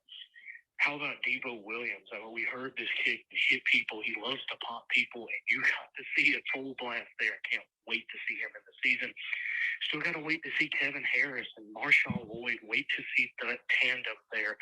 Would have loved to see more from the receivers. Dak Joyner looked pretty good. E.J. Jenkins looks every bit the part of a red zone threat.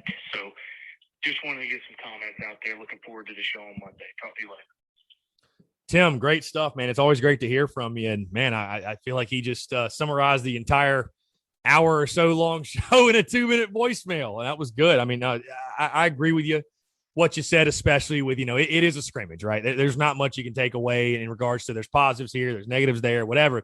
I'm going to go backwards. Speaking, I can't wait either to see Marshawn Lloyd and Kevin Harris and what they can do for you. Debo Williams, absolutely, that mentality like I talked about earlier. I think he could certainly bring that. The front seven, and the defensive front, like you said, that's going to be the strength of this defense, no question, but one of the strengths of this team overall. Wide receiver position, certainly, like you said. Dak, I think, is going to be a dude for you. E.J. Jenkins, if nothing else, is going to be a big-time, red zone threat and a guy that you can go to down there. And I mean, he needs to be getting the fade ball at least 3-4 times a game. But to the quarterback position, like you said, man, I agree with you. One of the reasons Luke Doty won that job is his mobility. And did he get to show it off in the spring game? No, he did not. So, I just think that trying to draw conclusions about the quarterback competition right now off of what you see from a spring game, I don't know if it's the best idea. I really, really don't. If Shane Beamer says if Shane Beamer says Doty is QB1, I'm rocking with Doty as QB1, to be totally honest with you. Like, obviously, he sees something. He likes something. He sees the leadership. He sees the mobility. Jason Brown, I think, again, guys, the main takeaway from me is this. It's not even about who's QB1 right now, because guess what? Who cares who's QB1 right now? We don't play tomorrow. It doesn't matter. We have 5 months till kick. What matters is, you know what? There is a legit competition there. And I think Jason Brown can push Luke Doty, because you know what? If we do get to the season, if we go out there against Eastern Illinois and Luke Doty can't throw it, we got a guy on the bench who can throw it. So I think that's a positive. I think it's only a good thing for South Carolina football to have a competition at the most important position. But right now, yeah, like Shane Beamer said, and I agree, I don't think Luke Doty did anything to quote unquote lose the job in that spring game yesterday. I just don't. All right, let's move to the listener questions, guys, and we'll jump in this interview and wrap this thing up. Krusty Andy, thoughts on our receivers? Need to improve. Need to find some dudes. Got a lot of guys. Need to find dudes. He also says rank 1, 2, 3 our offense, defense, special teams. Man, that's kind of tough. Offense 1, special teams 2, defense 3. Let's see. Here's an interesting question. T. Jeffrey 07 says next name on the outfield wall. Boy, there's a lot of them that need to be out there. Bro, I don't even know. I mean, there's a ton. There's a ton that need to go up.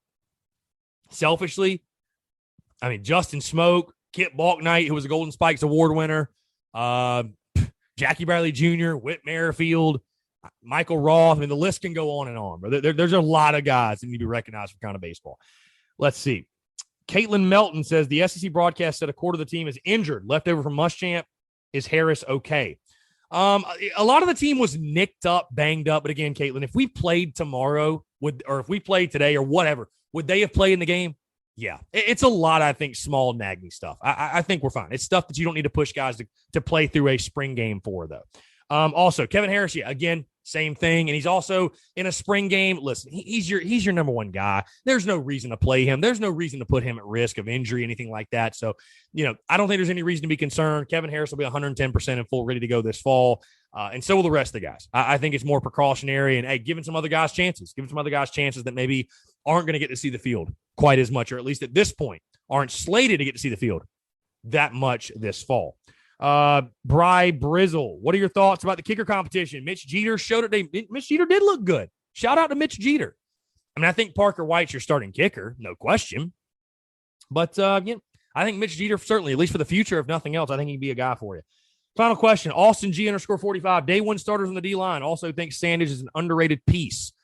Certainly J.J. Nigbare, Zach Pickens, Tonka Hemingway, and Strawn, probably. Jordan Strawn. I think that's probably your starting guys. And, yeah, I like Sandage. I hope to see more from Sandage this year. I think he's a really good player. Man, what a show. Today's been a mouthful, huh? a lot to talk about, a lot to get into. And guess what? It's not done yet. We got a great interview, a great conversation. Marc Ryan of ESPN Upstate, guys. And I know this is a conversation that is going to move the needle. Like I said, guys, I know a lot of Gamecock fans aren't a big fan of Marc Ryan's. Just give this convo a chance because, hey, if you guys know anything about me, I'm certainly not going to allow Marc Ryan to come on my airwaves and talk down about our Gamecocks. I promise you that. Great combo, guys. And it's all brought to you by our friends over at Manscaped. Guys, flowers are blooming, the grass is growing. It's time to chop the weeds. Thanks to our sponsor, Manscaped. You can trim your holes safely and efficiently. I'm talking about ball trimmers, of course, guys. Manscaped, the global leaders in men's below-the-waist grooming. They have an exclusive offer for our audience. Use the promo code TSUS to get 20% off plus free shipping at manscaped.com. Guys, join the other 2 million men who trust Manscaped. They're here to make sure you're trimming and smelling nice. After all, it is time for spring cleaning, guys. Spring is sprung. Manscaped has the best tools to get you ready, guys. We've all been there, right? We're getting ready for a big night, or we're kind of just doing our thing. We get a cut, we get a nick, we're bleeding, it stings, it hurts. It's the worst. Leave that in 2020, guys. Manscaped is here to help you out. They're the global leaders in men's below-the-waist grooming and have forever changed the grooming game with their amazing products. They're also here to help you with your above-the-waist holes as well. Guys, have you heard of their Weed Whacker? This nose and ear hair trimmer provides proprietary skin-safe technology, which helps prevent nicks, snags, and tugs in those delicate holes. Guys, no more gross nose hairs flying in the wind. Guys, the premium Manscaped Weed Whacker uses a 9,000 RPM motor, 360-degree rotary dual-blade system. Manscaped's making whacking your weeds a time to look forward to, delivering maximum confidence while providing hygiene. And guys, speaking of incredible hygiene, Manscaped has formulations to keep you fresh and ready for everything that comes your way all day, guys. The Crop Preserver, is an anti-chafing ball deodorant and moisturizer. It's starting to get hot in Columbia. Hey, it's starting to get hot in South Carolina. This is crucial, so your balls will stop sticking to your leg, guys. That is the legitimate worst. You need that Crop Preserver. You're also going to find the Crop Reviver spray-on toner for your balls, which will keep you smelling fresh down there, just like spring flowers. And guys, speaking of smelling fresh, complete your grooming game this spring with the new refined cologne signature scent by Manscaped. Guys, this stuff is legit. I can't even say it. The stuff's legit. Guys, I love the cologne. What else can I say? It's going to have you smelling like royalty. The cologne's light, approachable, and gentlemanly in all the right ways. You're going to be the talk of the next tailgate with this Manscaped cologne, folks. I love this stuff. I swear by it. Smell good and feel good this spring. Get 20% off and free shipping with the code TSUS at manscaped.com. That's 20% off and free shipping with the code TSUS at manscaped.com. Guys, it's spring cleaning and your balls will thank you. Do yourself a favor and always use the right tools to the job. Guys, appreciate you all tuning in. Now enjoy this conversation with Marc Ryan of ESPN Upstate. All right, joining us today on the Spurs Up Show, guys, a conversation, an interview I'm very excited for. This man I feel like needs no introduction, does fantastic work in the Upstate. Before he got to the Upstate, though, in Greenville, South Carolina, he worked in both the Tampa and Houston markets, so he has been around some big markets in his day in radio, currently in Greenville, like I said, guys, with ESPN Upstate hosting Offsides with Marc Ryan from 3 to 7. And like I said, a guy similar to me that moves the needle here and there, but I feel like you've been quiet a little bit on social media here late. You and I both, though, right? I think we got over the Twitter madness. We got over that drama a little bit ago. But again, very pleased, very excited to be joined by, again, host of Offsides with Marc Ryan every single day from 3 to 7. Marc Ryan himself, the man, the myth, the legend. Marc, What's going on, man? I appreciate you taking the time. And of course, I want to mention somebody who has extended a hand, has allowed me to grace the airwaves with him, talk Gamecocks, talk everything, talk sports. It's been an absolute pleasure getting to know you, sir. And I truly appreciate you taking the time, man. What's up? Chris, congratulations to you and your success. Self-made media mogul there in Columbia, South Carolina. And I have a tremendous amount of respect for anyone like you who has built their own brand and has really pounded the pavement. I'll tell you, Chris, when I got started in media, it was like 2005, right? I bought my own show, Chris, and I bought 1 hour a week in Orlando, Florida, and it cost me $1,000 a month. This was in 2005, right? I bought the show, Chris, 3 months before it began, right? And so I didn't owe any money until we were on the air, which gave me 3 months of time to sell the show. Chris, if I didn't have that $1,000 made up in sponsors in 3 months, I had no show. Right. So I'm going around and I'm telling area businesses, look, these other people want your money. And there's nothing wrong with that, but I'm out to pursue my dream, man. If this advertising doesn't work for you, my dream is dead. So I have a whole new level of motivation to make this work. And man, over a period of time, we sold out the show. And because we sold out the show, then the station owner caught his eye and he brought us on full time. We hosted evening time, ESPN radio in Orlando. And in 2009, we were named the best sports radio show in Orlando by the Orlando Sentinel newspaper. So it just goes to show you, man, those people that work in this business and you have the same drive and the same MO, they get after it, man. They get after it. They will not be deterred. And I respect the hell out of the fact that you have that drive. And I respect the hell out of your authenticity. People don't need me to name names, right? But we all know who Homer Media is in our respective markets. These people, like whenever the team loses, they just post the score. You know, it'll be like Florida 6, Gamecocks 3, which we all know didn't happen because the Gamecocks swept the Gators, right? But the Homer Media just posts the score. They never post critique. They never post anything about Darla Moore. You know what I mean? I have no respect for those people. You know, your audience wants authenticity. Your audience wants an opinion. You will grow a larger audience in the long run if you give people your opinion, even if it's not what they want to hear sometimes, and you're doing that. So congratulations. Marc, I appreciate the kind words, man. I do agree with you. I would say people want to be challenged, and we could spend the entire show just talking about the landscape of media and how it works, everything. I think it's interesting, though. You talked about 2005. I mean, people, this is an obvious statement, but that's before social media. So you're literally going door to door, knocking on doors, cold calling local businesses. I want to go back, though, even before that, Marc, because I'm curious to hear, sort of the origin story. You're a Gator alum, of course, even though people think you're a Clemson fan, you are a Gator. So you went to UF. Just talk about where did the love for media come from and radio. Did you always kind of know that was what you wanted to do? Was it something that sort of evolved for you? How did you know? When did you know, hey, this is something I want to pursue as my dream? Well, I'll tell you, Chris, I hated the Gators. I was a Florida State fan. When I moved to Florida in 1991, I was 13, right? Across the street from me lived the most obnoxious Gator fans that had this huge Gator RV that was orange and they parked in the lot. And I wanted their punk asses to lose every single week, plus the cool kids at school like Florida State. Let's be honest, Garnet. Let's be honest. The Gamecocks have a better color scheme than Clemson does. Orange sucks. I'd agree. Okay. Yeah. Orange is awful. Whoever thought orange was a good color to put on things has no idea. Garnet and black is great. Garnet and gold was great. The cool kids like Florida State. Yeah. So anyway, for me, Chris, I had two passions, media and music, right? And so I didn't like the Gators, but I toured Florida, and they had one of the best media programs in the country. I toured Florida State. They told me our media program's in transition. Florida State has the great music school. So I got into the School of Music at Florida State. I got into the School of Media at Florida, and then I had a decision to make. My heart was like Florida State, man. But my head was like, man, they got a much better media program, and I think media is what I want to do. So what I did was I got a music scholarship to Florida, which sounds cool until you realize I wouldn't have gotten in without that. It works basically the same way as like a football player getting in.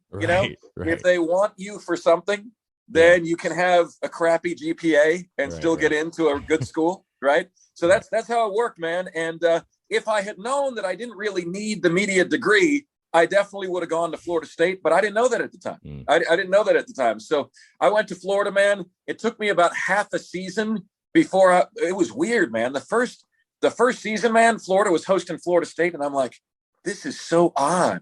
I feel like I should be rooting for Florida State, and like, is it ever just gonna take over me naturally? This love for Florida football. It eventually did, man, and then there's no looking back, right? Yeah. I was going to say, you definitely watched some good football, though, with Coach Spurrier and Bobby Bowden and those matchups. And, yeah, fun time to be in the state of – and Miami, too. Fun time to be in the state of Florida watching college football. But so you go to UF, and again, what is so interesting is, like we were talking, off air, is just the landscape of media and the way things have changed. And when social media – I tell people now, it's like there's never been a better time to start a small business or be a content creator or get into something like media, because like you said, you don't need someone to hire you. Like, the platform is there, which I'm sure for you, coming out of UF, it's very much like hit the pavement. You know what I mean? Like, you're taking whatever job, I've heard the stories of people going to cover middle school girls volleyball in Mississippi, which, no disrespect, but I mean, you're starting from the very bottom. You don't get the college football job or the big job out of school. Just talk about that grind. Again, you already mentioned 2005, you literally, paid your way to get an hour show, I guess, for the week, you said, in Orlando. And of course that culminated in 2009 with the accolades and then of course where you are today. But like, what was that like? Like, was there ever a time where you sort of questioned, like, hey, is this seriously what I want to do? I mean, is this really worth all the work I'm putting in? Because of course, on the journey, we all know, for anybody who's been on that journey, that doubt at some point can creep in. And that's why I always tell people, if you're going to do something like that, you got to do what you love to do. Because if you don't love it, the first time it gets hard, you're going to quit. So what was that journey like for you, again, going from you graduate UF to 2005? I guess you finally, maybe break through and get an opportunity. Yeah, well, I'll tell you what, man. I was trying to figure out how to break through. I didn't get the opportunity right away. I was working for the family business for a while, and my father, through kind of a chance encounter, met the arena voice of the Orlando Magic, who happened to have his own show that he hosted in Tampa. And I was able to get a lunch with this guy. His name was Paul Porter. And I said, Paul, I need to know how you get into this business. And he said, Marc, there's two ways. You can either sweep. I'll never forget this, Chris. He said, you can sweep the floors for 10 years and hope to get lucky, or you can make a little bit of money outside of radio and then buy your own show. And that sounded much better to me than sweeping the floors for 10 years and getting lucky. That's just more my style anyway. So I busted my hump in sales. I waited till I had $5,000 in the bank, right? And then I went around to different stations in Orlando. Which one of you guys is going to give me the best deal? I'm ready to roll. And it was ESPN Radio in Orlando. And that's how we got going. There were times, Chris, where you're like, oh my God, I'm short of paying the station bill this month. How am I going to get there? And then, dude, I kid you not, like in the 11th hour, a sponsor would come on board, and it always just felt like it was meant to be, right? I went from buying my own show in Orlando to the morning show in the Florida Panhandle, then tried the buying my own show approach again to get to Atlanta, then connected with a big station in Atlanta, right? 92.9 The Game in Atlanta, and then became full-time in Tampa, was promoted to afternoon drive in Tampa, where I worked with Booger McFarland. Then after 9 years, Chris, of building up to working and getting to that dream job point, I had the heartbreak of my life, man. Our CBS was trying to get out of radio. There was a 13 station trade. They didn't see my no trade clause. What the heck, man? They traded us to a company named Beasley. Beasley said, we're not going to continue sports in Tampa Bay. Booger McFarland, we were the number one sports show in Tampa. We all lost our jobs. Wow. And I'd worked 9 years to get to that point. In an 8-month period of time, I lost my dream job. I lost my fiance. I lost my home. I lost my puppy. I lost all these things that I'd worked so hard for. And then it was depressing as hell. And then, you reached a point where you're just picking yourself up. And I decided, Chris, that I wasn't going to accept peanuts anymore. You know what I mean? Like, if I didn't get a good job, a well-paying salary job, I wasn't going to do it anymore. And so I became a high school media teacher in Houston. I was doing sports radio part-time. And I just said, I can do this forever. I'm not going to accept hourly wage anymore. It's not going to happen. And then this opportunity came in the upstate, man, largest market in the state. And I hope that I found my happily ever after. I've been jealous of guys forever that found like their market, found like their niche, found their happily ever after, because I've been bounced around and kicked so much. You know what I mean? Like I've been kicked so much, Chris. So it's been a joy. It's been awesome to work with a team of people that believe in me and believe in the kind of brand of radio that I do, which is just opinionated, Chris. That's what it is. It's not a shock jock fabricates an opinion to get a response. My natural opinions my whole life have been getting a response. I have never fabricated anything for clickbait. That's just my opinion. Okay. So, and I see you doing the same thing. You're not trying to incite people. You just naturally do incite people. If you were, I was just going to say, not to cut you off, if you were doing that, people don't realize if you were doing that, at some point it will catch up to you, because you're going to say something that contradicts something. And it's like, oh, at some point that will catch. You just can't. I don't think you can make a living realistically or build a brand doing that. So let me address my beef with you. Okay, let me address my beef with you. You only retweet the negative stuff. You like the positive stuff. You retweet the negative stuff. Now, I guess every once in a while, if you like something, it puts it in your timeline every once in a while. Right. But you only retweet the negative stuff. Why is that? We love the banter, man. It's not negative. It's just banter. It's just, I don't see it as negative. I just see it as banter, which is good. Okay. I enjoy banter. I enjoy it. It's good, clean banter. So let's get to this forever to thee thing. Okay. Let's get to forever to thee. Hold on. Okay? Before we do, because I want to hear first, I wanted to ask you this again. Yeah. You were in Tampa, you were in Houston, and again, that Houston market especially is huge. And now you're in Greenville. I was just going to say, what do you feel like you learned most from those gigs that prepared you to do what you're doing again in Greenville with ESPN Upstate? Because obviously you guys, and you can mention the accolades if you want, but you guys have had a ton of success with your program. Man, thank you very much. So what prepared me for this, Chris? Is that the question? Yeah, just what did you learn, I guess? What were your biggest takeaways from it? That, again, because like you said, you've been kicked, you've been beaten, you've been battered, you've been bruised, but I would argue it probably prepared you, and it hardened you to a point where, nothing's going to take you down at this point. That's the way I would look at it. Yeah. No, I think, Chris, that, you learn something at each and every one of your stops. You learn the kind of radio you want to do. You learn the kind of broadcast that you don't want to do. At my different stops, I had a tremendous time working with Booger McFarland in Tampa. He and I became close. We became friends. But I'll tell you what, man, there was an adjustment, because when I started working with him, he was kicking my ass on a daily basis.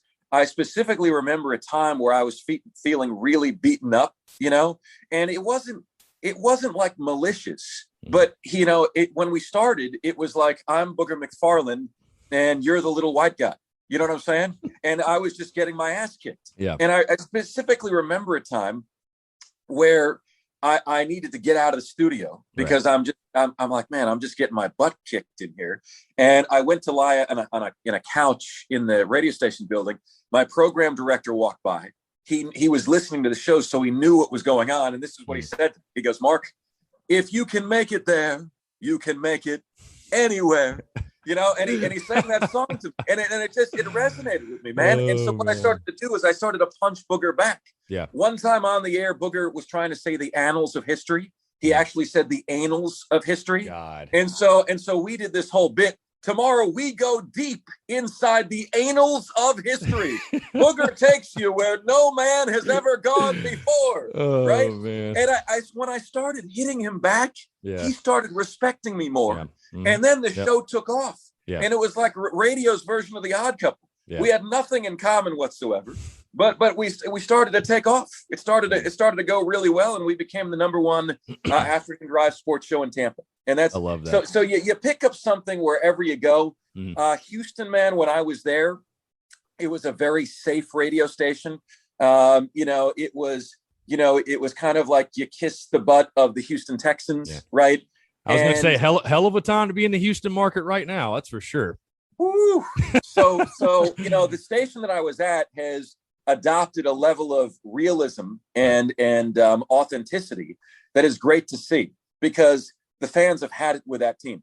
the fans have had it with that organization. Yeah. You know, the fans are rooting before all this masseuse stuff, right? The fans were rooting for Deshaun Watson to get out of their own city. Yeah. Think about that. Yeah. Think about that for a minute, right? Yeah, because they want the best for him and they know their organization's a dumpster fire. Yeah. Yeah. So Mark, let's get into the Gamecock stuff because I know you want to talk specific topics but I'm just curious again, what year did you get to Greenville again? What year was it? The first show was January 14th, 2019. 2019. Okay. I want to run something by you that's kind of funny that I know you don't remember. What you don't realize is you and I actually met before, way before I ever came on your show. Because I remember specifically, I thought back, I was like, that was definitely Marc. But it was 2019 at the South Carolina Clemson baseball game in Greenville. I'm sure you had just started. You were unfamiliar with Carolina Clemson, especially baseball. I remember being there, and I was standing on the concourse.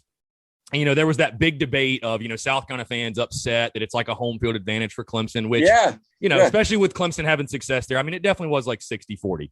But I remember standing there. And I turn around and I just had never thought about it until I saw you and came on your show. And I think you asked me, and I looked much different then, by the way. That was no beard and like 60 pounds ago. So you probably wouldn't even recognize me.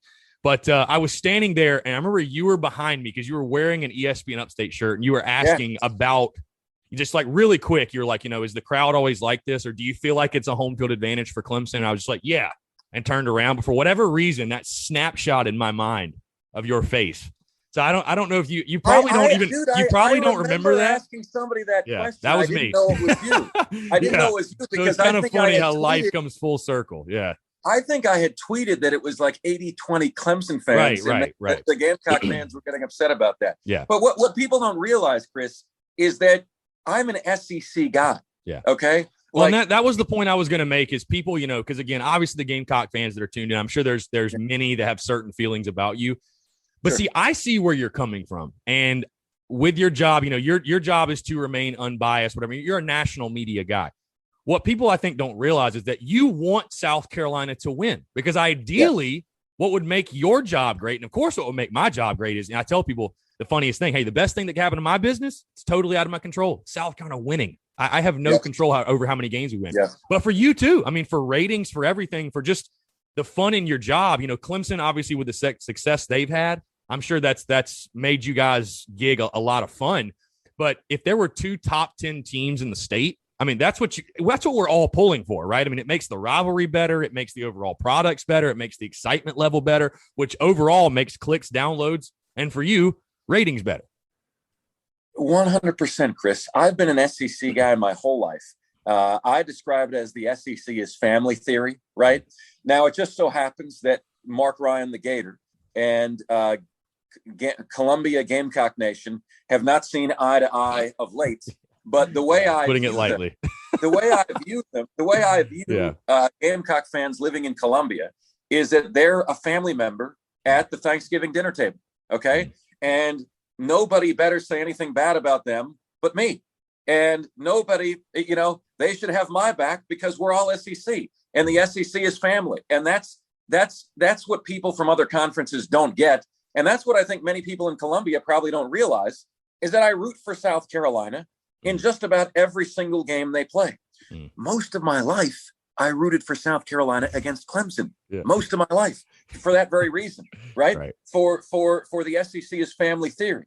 I root for Florida against South Carolina.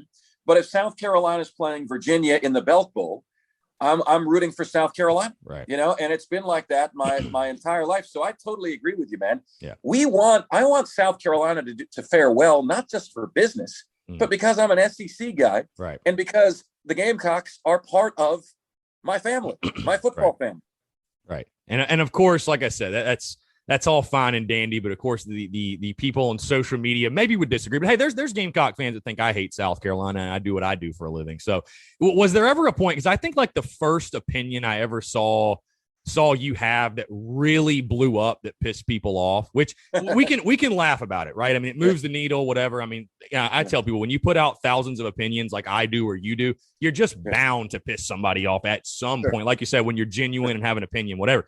But the first one I remember was the Tavian Feaster thing. That was like the first one that really blew up. And there's been some others with like you mentioned previously, the forever to thee thing. And it's funny because, everybody wants to pile on and hate Marc Ryan. I say everybody. I mean, it's like 1%. I mean, really, but it's just the loud majority or loud sector, the mob, if you will, on Twitter. But it's been funny watching for me because I think people want me to jump on that. And I'm sure there's going to be people, oh my God, how could you have Marc Ryan on the show? And it's like, I understand what Marc does and what people don't realize. And I'm willing to go out on a limb and say this. I don't care how people feel about it. I'm like, guys, you don't get it. Marc is really good at his job. He's got everybody's talking about it. I mean, that's the thing in media, as long as it's not like, malicious or over the line, any attention is good attention. It is. And like you said, the ratings and everything speak for itself. But I guess what has it been like navigating the waters with South Carolina fans? Because I know you and I have talked about this on your show before. Gamecock fans we've been a little sensitive because of you talk about you being beaten, battered, and bruised and kicked while you're down. That's been South Carolina football fans the last 100 years, especially the last 5 with Will Muschamp, with that whole situation, losing inexplicable games and trying to justify, the team's going in the right direction. Of course, you had somebody like me.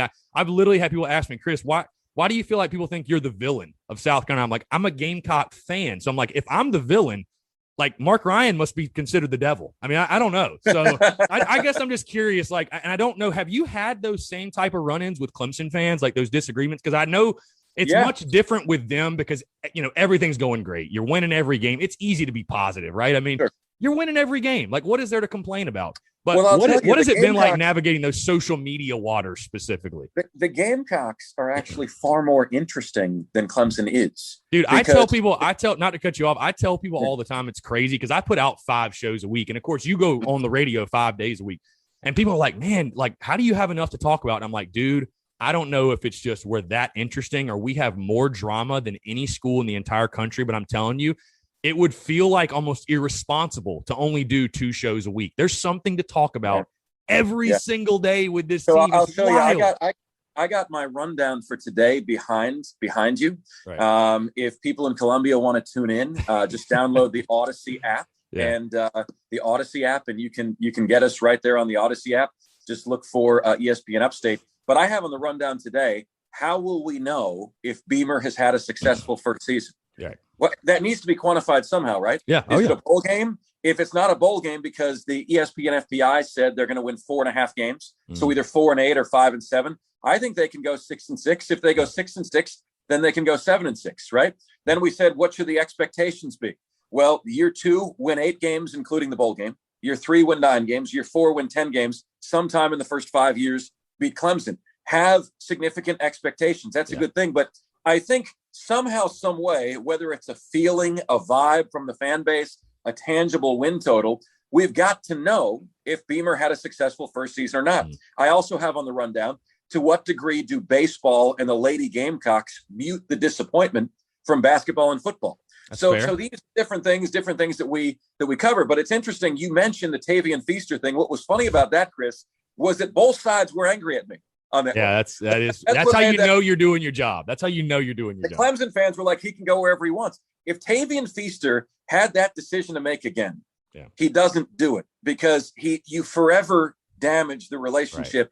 With now they both dislike you. I mean, really, when you think like both, you're tainted in both their eyes now. So I see where, and that's the funny thing. Like, I'm always able to see where you were coming from. Like, people are going to hate me for this. Even the forever to thee thing. I can't say it today for whatever reason. The forever to thee thing. I totally get what you're saying. And there's a lot of Gamecock alumni that pissed them off. Here's the thing, maybe because here's the thing. You and I both know this. You put an opinion out on social media, and this is why I tell people, like, I never apologize because, hey, if I produce a piece of content, I know what my intentions were behind it. How you consume it is really not my responsibility. Like, if you want to get offended just to get offended or get upset to get upset, that's not on me. That's on you. Like, I can lay my head on my pillow at night, because I've put content out there. I've definitely put content out there that people just took the wrong way. They misinterpreted the message, but it's like, I can lay my head on my pillow at night because, like, I know what the intention was. So your twisted inversion of it doesn't reflect on me. It reflects solely on you. But like, even the forever to thee thing, I get what you were saying in the sense, maybe it could have been worded a little bit differently, but what you're saying is there shouldn't just be a Garnet glasses blind, undying loyalty. You should hold the program responsible for the result they put on the field. And if they don't put said desired result on the field, you should make them pay for it in some degree, whether that's not donating as much money, that's not donating money at all, whether that's not going. And that's much easier said than done because, again, especially for alumni, and I think, honestly, Marc, I haven't really told anybody this before, I'm so glad I'm not an alumni. Because I think people sometimes, and this isn't knocking anybody, of course, it's a Gamecock or an alum, but like I think people, they get, they went to school there for 4 years. They walked the halls. They sat on the horseshoe. They went to all the games as a student. Like it's hard for them to detach emotionally and just see it for what it is. Like they wanted to believe Muschamp was this good guy because he was their head coach. And I think like being detached, I was able to look at the situation, take the fandom out and be like, he's a shit bum. He sucks. No, he's not good. Like he stinks. And I think people obviously saw that at some point, but see, that's why I respect you, because you said that. There's other Homer media in Columbia that just would post the score when they would lose. Right. No.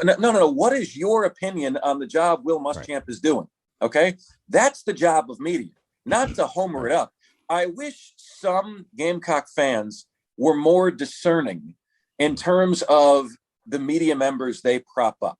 They should respect those people, those voices that are willing to tell them the tough news, that are willing to be honest and authentic with them. And you've always done that. Now, on Forever to Thee specifically, we can agree, right, that Forever to Thee is asking for unconditional loyalty. Right. Can we agree on that? And I will say this, too. A lot of schools ask for that unconditional loyalty. Okay. It's not just South Carolina. Thee, but no, I understand. Yeah. But Forever to Thee is asking for unconditional. And if you would also agree that unconditional loyalty is a big ask when you consider the football product that Gamecock fans have gotten for over 100 years. For over 100 years, okay. There's no history, no tradition outside of like a 4-year window. That is my point. Now Shane Beamer has the opportunity to change that. He can change. Shane Beamer can change that. Okay, Shane Beamer can change that mantra. But the point of the whole thing in today's day and age, people don't want to listen further. They don't want to hear you elaborate. They just want to jump all over you for 280 characters in a tweet, right? They don't want an explanation. That's what it was. It was a tweet looking out for game fans because your school is asking for unconditional loyalty from you. Chris, I only give that to my family. Okay. My family's the only people who get unconditional loyalty from me.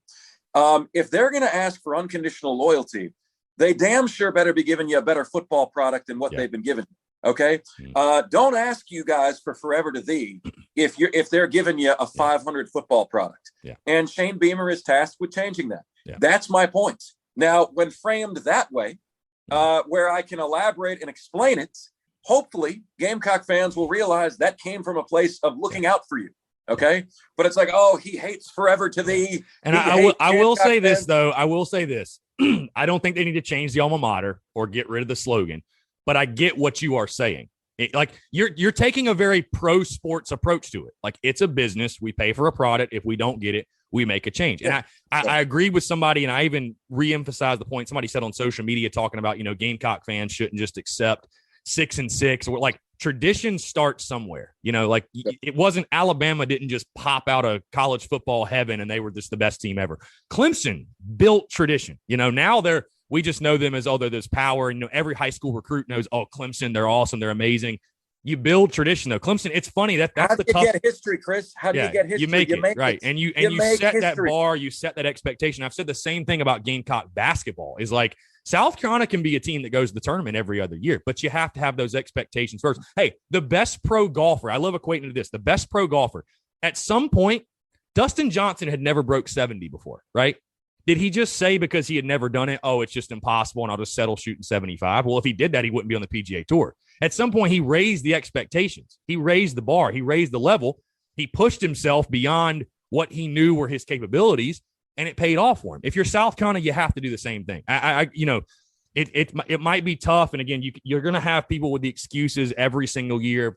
We've never done this in football. We've never been a power, but this, but that. We can't recruit, but it's like you can keep making those excuses, or we can hold the people accountable and get to the next level. I mean, that's all it comes down to. I mean, if you really just want to boil it down to the simple points, that's what it is. So I agree with you in that sense. Again, I wouldn't change the alma mater or the slogan. I think that'd be a little much, but I get what you're saying. I get that point. Okay. Well, at least we have that in common. And I guess the other thing, Chris, is, like, I just feel like I've just kind of naturally disagreed. Like, my honest opinion is that I've just naturally disagreed with much of what the athletic program has done. Okay. I don't agree with bringing Frank Martin back. Hey, a lot of Gamecock fans disagree too. Trust me. It feels like a complete shit show at the top. Back. So I did not agree with letting Will Muschamp hang on as long as he did. Right. I did not agree, like, that was such an undisciplined team under Will Muschamp. Right. And so when you're naturally critical, people think you don't like their school. Oh, he's a Clemson homer. No, Clemson's just doing a lot of things right. Okay. They're doing a lot of things right. But I'll tell you this, Chris, Shane Beamer is doing a lot of things right here in the early going. He's really kind of rallying the troops. He's bringing back the old guard of Gamecock football that was shunned by Will Muschamp.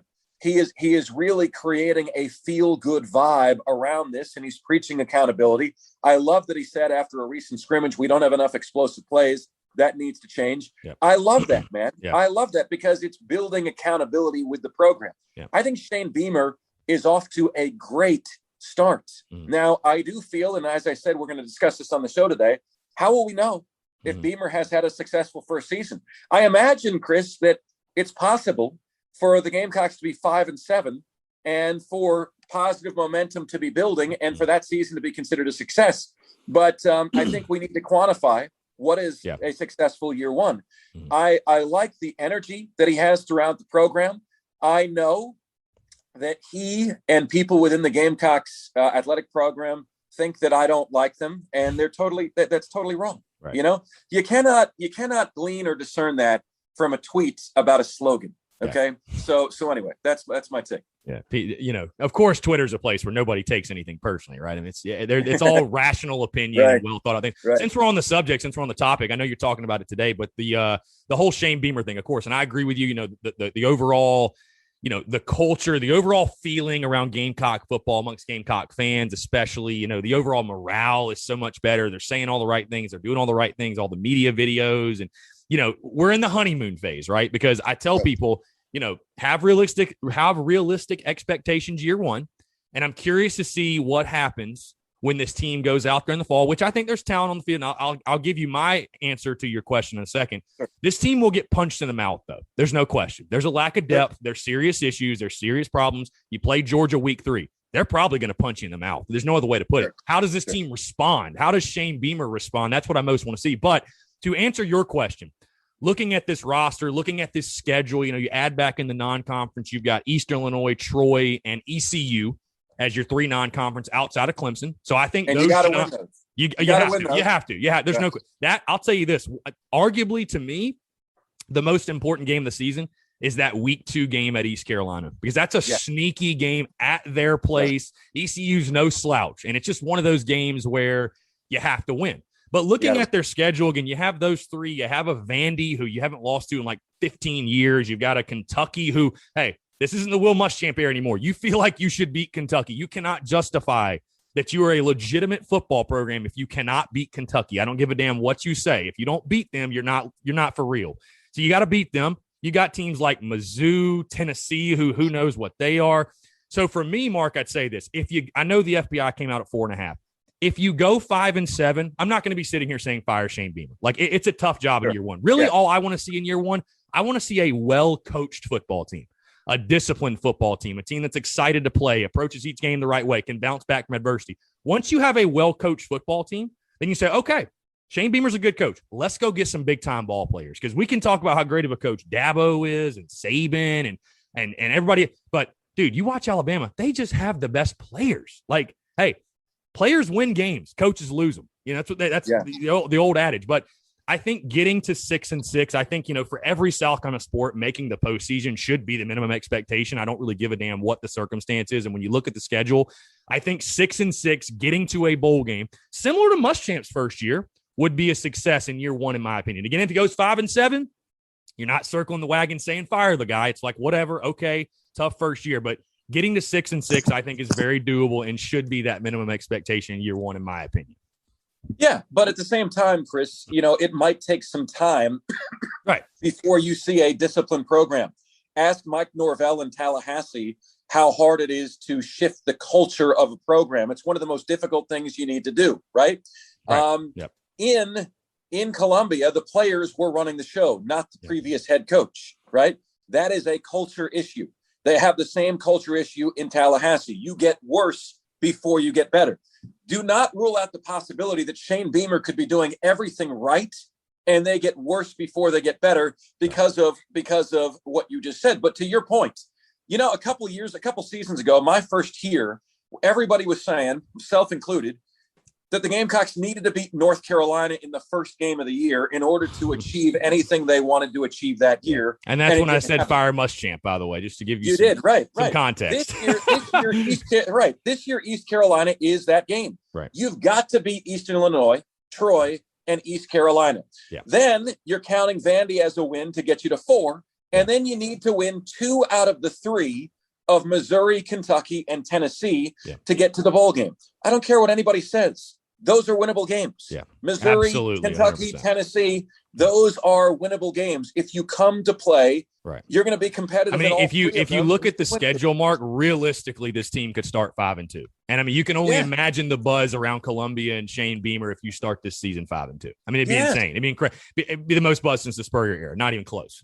So I've said on my show that I think the Gamecocks could have a flicker in the top 25 this year. With the way that schedule sizes up, especially if they do their once annual unexpected win over a big team, right? And see, that's the funny thing. That's the funny thing, Mark, is I tell people, because I've talked to Gamecock fans, like looking at the schedule, like, oh, we're going to win this game and lose. I'm like, bro, it's Carolina football. It's not going to be as simple as we're just going to win all the ones we should and lose. Like, we're going to probably beat an Auburn and we're probably going to lose to Kentucky. Let's be honest. Like, that's probably what's going to happen, I guess. Or that's the culture. Or lose to an ECU, or lose to an ECU, but beat Florida. That's the culture Shane Beamer's trying to change. Is that mindset? That's how Gamecock fans think. Oh, it's just old Carolina. We'll find a way to go 7-5 and lose the one we shouldn't. And that's the culture he has to change. Oh my you know God. what I mean? It's got to be he's got to change that minimum expectation. The inferiority complex that the Gamecock fans in the upstate have drives me insane. Yeah. South Carolina fans aren't even like wearing their gear anymore. They're just, no. Yeah, at least during the Muschamp era. That's my point. When you're at the store where I live, you see Clemson fans and you see Gamecock fans hiding in plain sight. Okay. You don't see any Garnet in black. You see orange and regalia. Yeah. And you see people wearing plain clothes, and you're like, you're a Gamecock fan, aren't you? That's the way.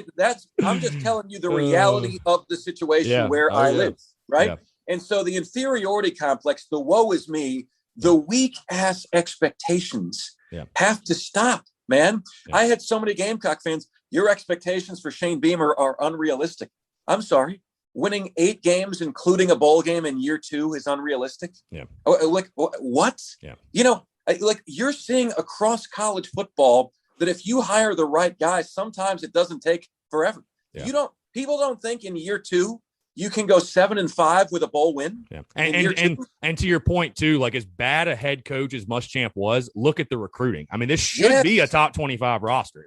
I know they lost a lot, especially defensively in the secondary, which is my biggest concern for this team. But if you really look at the roster and you broke down the recruiting rankings, there's no reason this team can't go 6-6 in year 1. There's just not. If they can get those guys to even somewhat buy in, at least just get your starters to buy in, you can go 6-6. There's no question. Most important position on the football field is the D-line. Strength of the Carolina team. Yeah, best position, in my opinion, best position unit on the football team. There's no question. Period. And Carolina is strong there. That can mask a lot of deficiencies, as you mentioned in the secondary. Luke Doty establishing himself as the leader of that team, which is awesome to see.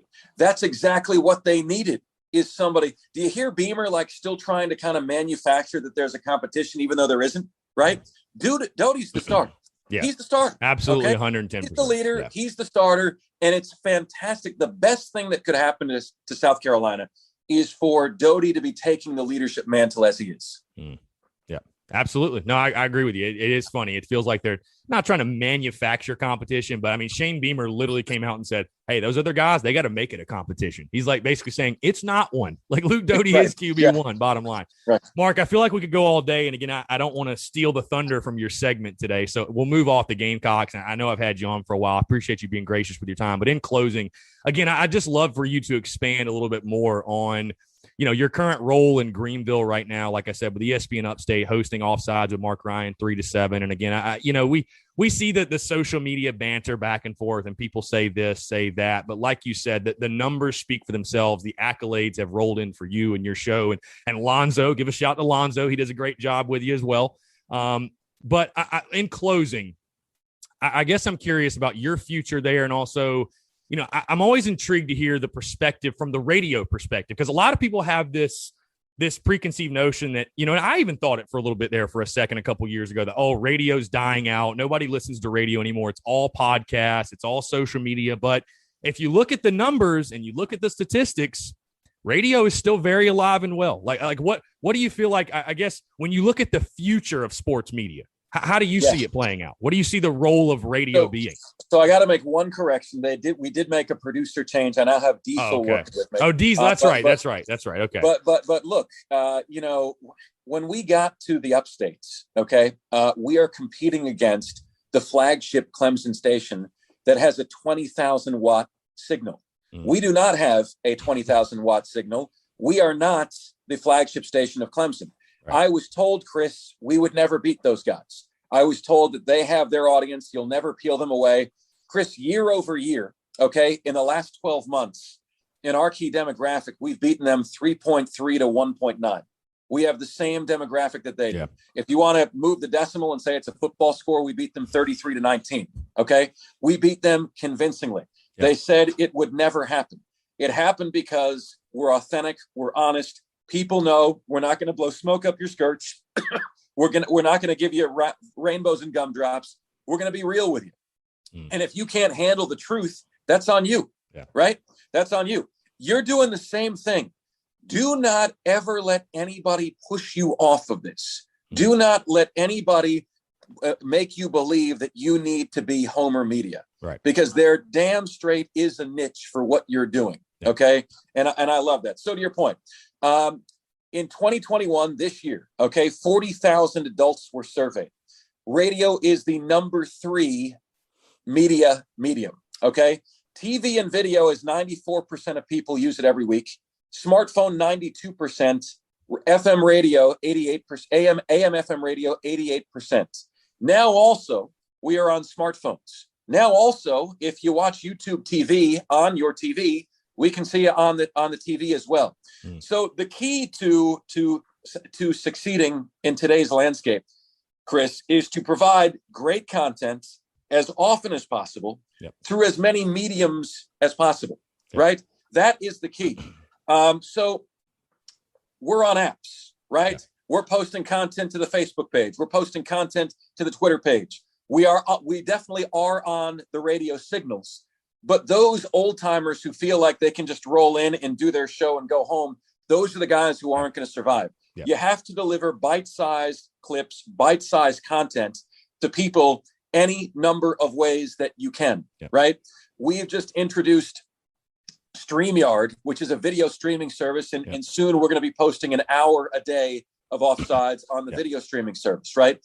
And we're posting hot segments every single day on social media. It's just what you have to do. It's great that AM FM radio is number 3 out of about 20 different media mediums, and that 88% of people use it every week. But I want to be on the smartphone as well. Yeah. I want to be on your TV. I want to be having the video thing working as well. I want streaming video, right? I want people podcasting us. I want it all. It is just one. If you're going to be successful, fish where the fish are, and they're everywhere. Now I will tell you, Chris, I took a little bit of a break from Twitter the last few months. I have a girlfriend. She's amazing, and I've been spending some time with her and just kind of taking a mental break a little bit before football season. Yeah, for sure. It can be, as you know, a bit of a toxic place, So I took a little bit of a break from that, but man, I'm raring to go again.